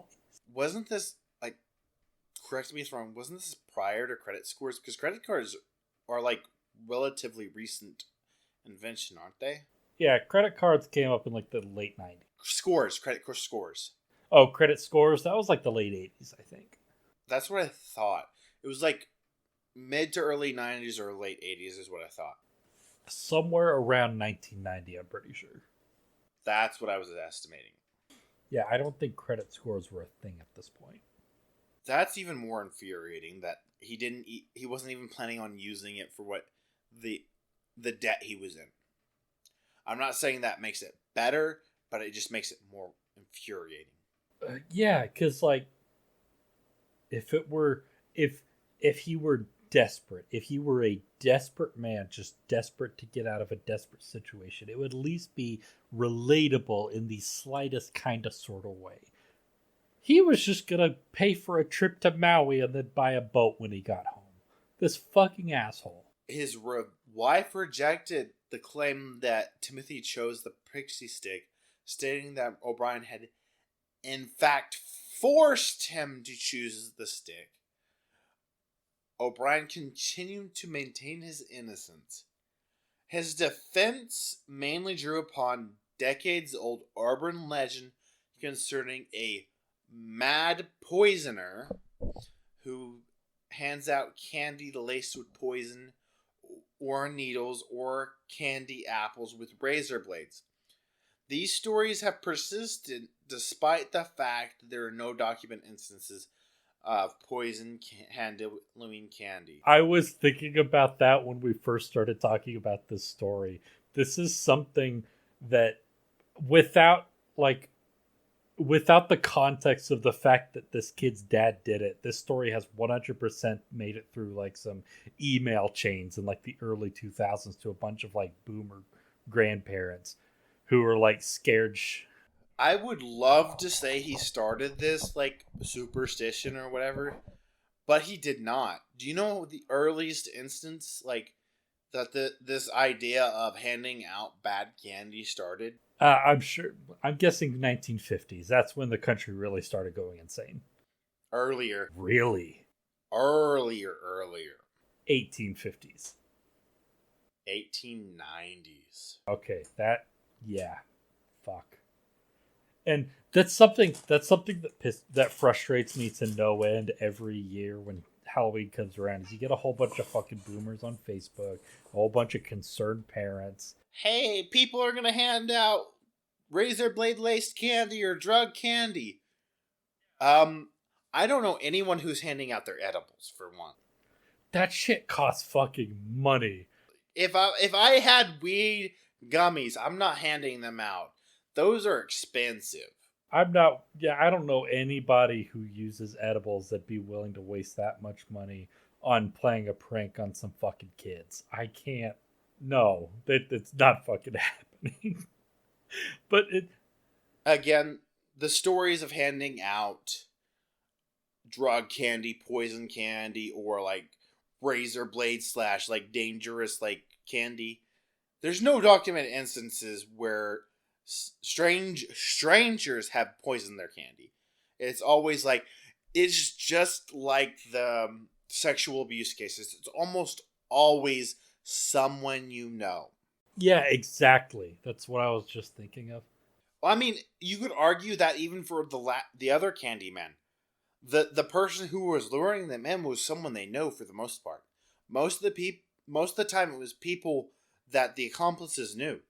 Even if the person who was doing the raping and killing, quote unquote, was not the person that knew the victim, there was still someone involved who knew the victim personally for the most part. Most of the victims. For one thing, anybody who'd be willing to slip drugs or razors into a child's candy, they're the kind of people who would want to watch the results. And they can't do that if the kid walks away. I 100% hate how much I agree with you. Drugging someone feels like something that is vieweristic. Someone who drugs someone feels very like a vieweristic crime. Voyeuristic. However you pronounce that word.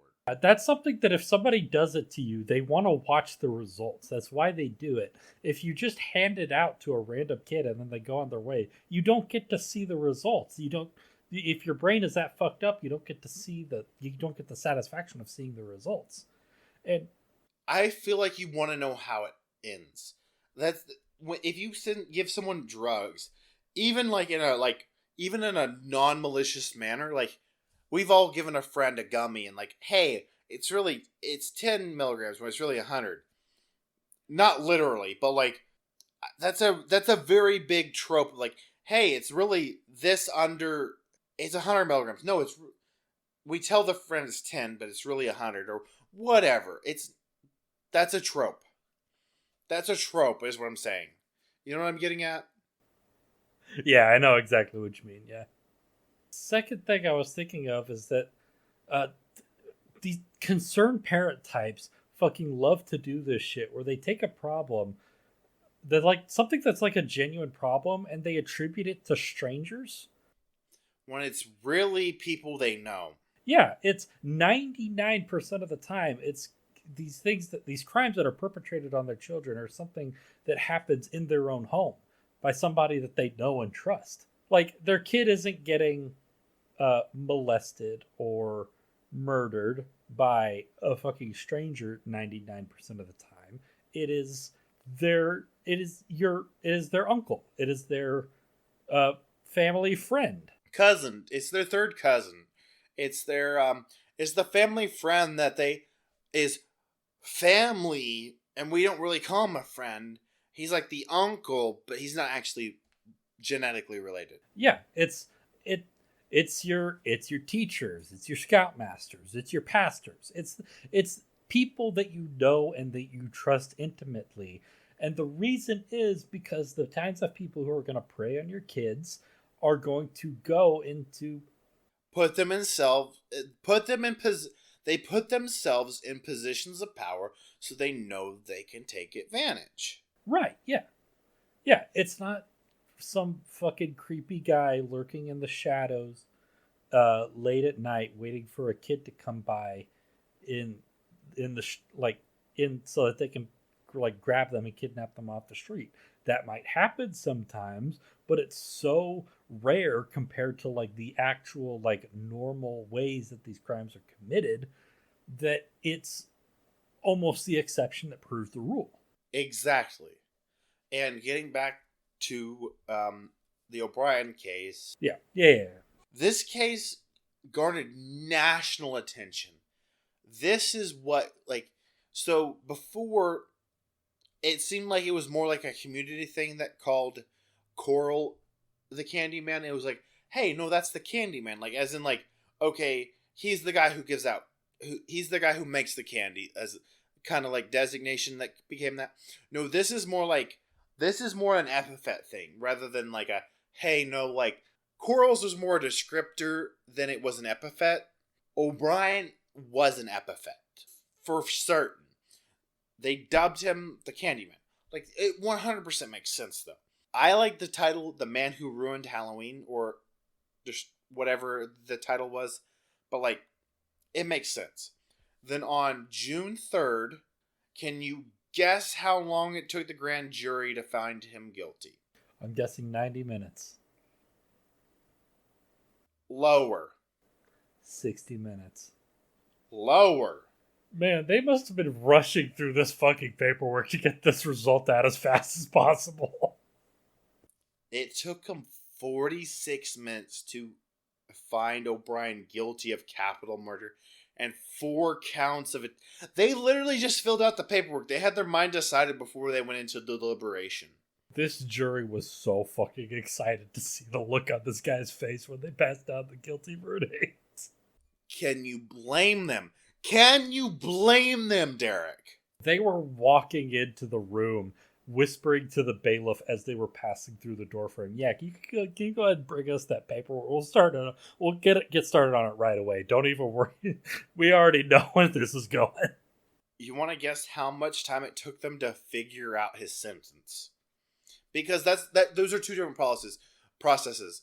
A lot of people know this, but like, assigning guilt is one process, then assigning the penalty / like whatever they're going to serve is another process. Did they just immediately get into it right after the verdict was read? It took them 71 minutes to assign him the death penalty. Good. Fuck this guy. 71 minutes, Derek.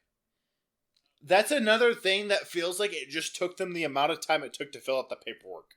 Yeah, I know this is something that we've both heard on Small Town Murder. We'd like to iterate now.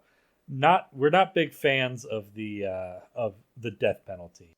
I am not, like, 100%. I don't feel like on normal cases, I don't feel like we use it enough, because it should be like beyond. This should be someone that 99.9.9.9.9% of people agree. There's no way in fuck he's not guilty. Okay, we can sentence him to murder. This is the absolute abhorrent person. I didn't kill one person. I killed 3, 4 people in an unjustified, unreasonable, whatever murder. Like I feel like most, like, even someone who killed like maybe one person, like, depending on the circumstances, can be redeemed. Like, because I oppose the death penalty even for people who like really, really deserve it. Because I don't believe that the state should have the power to take people's lives. I don't feel like it should be in the state's hand. It should be in the people's hand, but it's not necessarily a majority vote. It should be, I don't know how we would implement it, but there are certain times where people deserve the death penalty. I don't know how we'd implement that in the way that wouldn't give the power to the state, though. Yeah, that's the thing. I don't think there's any way to give that authority to the state where it doesn't get misused or mishandled in some way, shape, or form. And so that's why, even in this case, I would say I don't support this guy getting the death penalty. Not because I don't think he deserves it, because I really fucking think he does, but because I don't trust, to be completely frank, not just the state, but just people in general. I don't trust people to have the power to take other people's lives. Yeah, with all of this being said from both of us, I think I speak for both of us when I say, not gonna lose any sleep over this guy getting in the ejection. So at the time, men sentenced to death under Texas law were confined to ILS 1 unit. What the fuck is ILS 1? OB ILS unit is a Texas Department of Criminal Justice prison located in unincorporated Walker County, Texas, 12 miles north of Huntsville. The unit is about 11,427 acres of space. Now houses 2,400 male prisoners. So it's a correctional facility in Texas, essentially, near Huntsville. According to Reverend Carroll Pickett, so Carroll's the first name. He's not, so we can't even argue he's related to our first Candyman. A former chaplain who worked for Texas Department of Corrections, O'Bryan was shunned and despised by his fellow death row inmates for killing his child, and was absolutely friendless. So this is a very interesting thing about human psychology. There are some rules within prison that are almost uniform. Chomos or child molesters get their shit rocked. People who killed children get their shit rocked every time, if not murdered, in prison. Yeah, and you know why is because the average person who commits a crime and gets sent to prison, despite being a criminal, still has like a functioning soul. They have a sense of humanity that the people who commit these kind of crimes do not have. People who rape, depending on the circumstances, but most of the time, if you rape a female, you get your shit rocked at the minimum. And that's just like uniform code. Like, you have to prove, like in prison, a lot of the time you have to prove, like, there are certain charges that chomos / child molesters will claim they have to try and get out of not being a child molester on their paperwork, because it's a thing in prison to, hey, present your paperwork. What are you in for? To like, because that's kind of how like not segregation, but the grouping / congregation of people works in prison. There are certain, embezzlement is one that typically is a fake charge that chomos will come up with to claim that they are not chomos. But if it's highly publicized like this one, it's gonna be hard to get around that.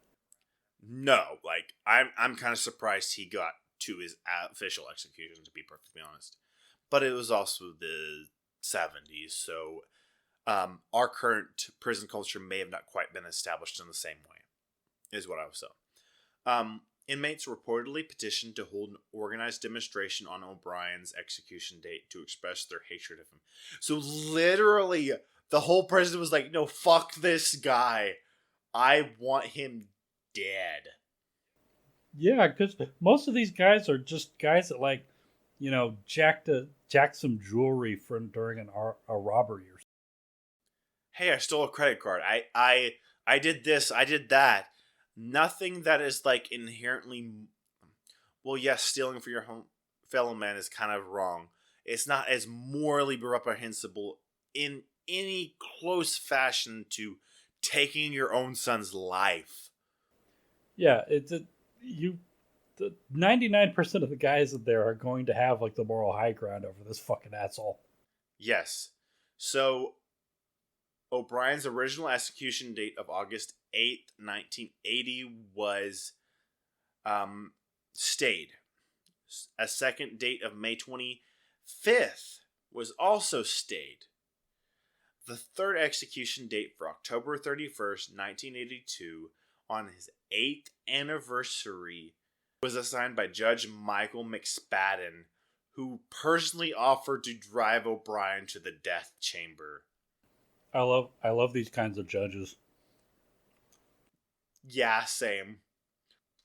Unfortunately, it didn't happen that day. Is the first time his death was also the first time Texas executed an inmate by lethal injection. The Supreme Court delayed the date yet again to give O'Brien a chance to pursue an appeal to seek a new trial. His fourth execution date was scheduled March 31st, 1984. His lawyer sought a stay on the basis that lethal injection was a cruel, unusual punishment. On March 28th, just 3 days, depending on how you view it, before his execution, a federal judge rejected the request. On March 31st, shortly after midnight, O'Bryan was executed by lethal injection at the Huntsville unit. Do you have any idea what his last meal was? We're going to play a little bit of small town murder. What was his last meal, Derek?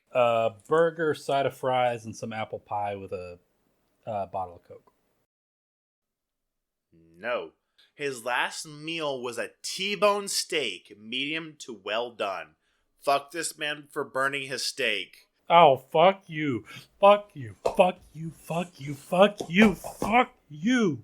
Why'd you ruin a perfectly good fucking... A T-bone at that. That's not a low end. That's like a medium rare steak. It's not like it's not an eye of round steak. It's not.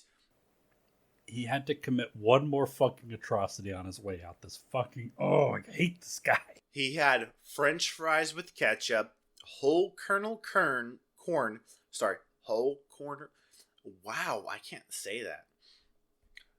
Whole kernel corn, sweet peas, which is an even more atrocity with steak.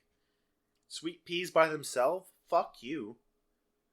A lettuce and tomato salad with egg and French dressing. I'm assuming it's like a hard-boiled egg, obviously. Iced tea, sweetener. I'm assuming it's sweet iced tea. It has to be. He's a southerner. Boston cream pie and rolls. It's like a bad 4th of July cookout with that one uncle who insists on cooking every year that everybody hates eating the shit he makes. But no one has the balls to finally fix that shit. Right, yeah. Fuck, oh my god, he ruined that fucking steak. Do you have any, realm of possibility what his last words were? Just singing the last verse of Freebird on his way out. I would have fucking died laughing if he did that. O'Brien's last words were, and I quote, "What is about to transpire in a few moments is wrong!" Exclamation point. However, we as human beings do make mistakes and errors. This execution is one of those wrongs, yet it does not mean our whole system of justice is wrong. Therefore, I will forgive those who have taken part in any way in my death. Also, to anyone who I have offended in any way during my 39 years, I pray and ask your forgiveness, just as I forgive anyone who's offended me in any way. And I pray and ask God's forgiveness for all of us, respectively, as human beings. To my loved ones, I extend my undying love. To those close to me, know in your hearts, I love you, one and all. God bless you all, and may God's best blessings be always yours. Ronald C. O'Bryan. P.S. During my time here, I've been treated well by the TDC personnel. Texas Department of Corrections, obviously. Personnel. During the execution, a crowd of 300 demonstrators gathered outside the prison cheering while some yelled, "Trick or treat!" Oh, God. I'm sorry. That's the only kind of irony that, truly in, facts, I can, not feel bad about. Others showered anti-death penalty demonstrators with candy. So O'Bryan is buried in Forest Park East Cemetery in Western Texas. His son, Timothy, is buried in Forest Park Lawndale Cemetery in Houston. Do you have any thoughts about this case, either case, Derek? Have I corroded your faith in humanity? Well, I always knew that these kinds of fucking people have always existed. And I guess just keeping in mind that they're just knowing that, knowing, understanding and taking in the details of what these kinds of people do is very disheartening. But I kind of take heart in knowing that these people are, relatively speaking, so rare that when these things do happen, it's as memorable as they are. A statistical anomaly? Yeah. Do you have any last final words before we sign off for the night, Derek? The only thing I really have to say to my buddy and my best friend and my co-host, Tim, fuck you. Where can they find you on social media, Derek? They can find me both on the platform formerly known as Twitter. Okay, find me on Twitter. At Visigoth. The first I is a 1, the O is a 0. You can find me on Blue Sky, at Visigoth. The first I is an I, the O is a 0. You can find me both at Twitter and Blue Sky at Tim, aka Otis, but you can also find the podcast on Facebook and Instagram at the Alexander Society Pod, and then on Twitter and Blue Sky at Alex Society Pod. Hold on, I said that wrong. You can find us on both Facebook and Instagram at the Alexander Society Pod, then at Twitter and Blue Sky, Alex Society Pod.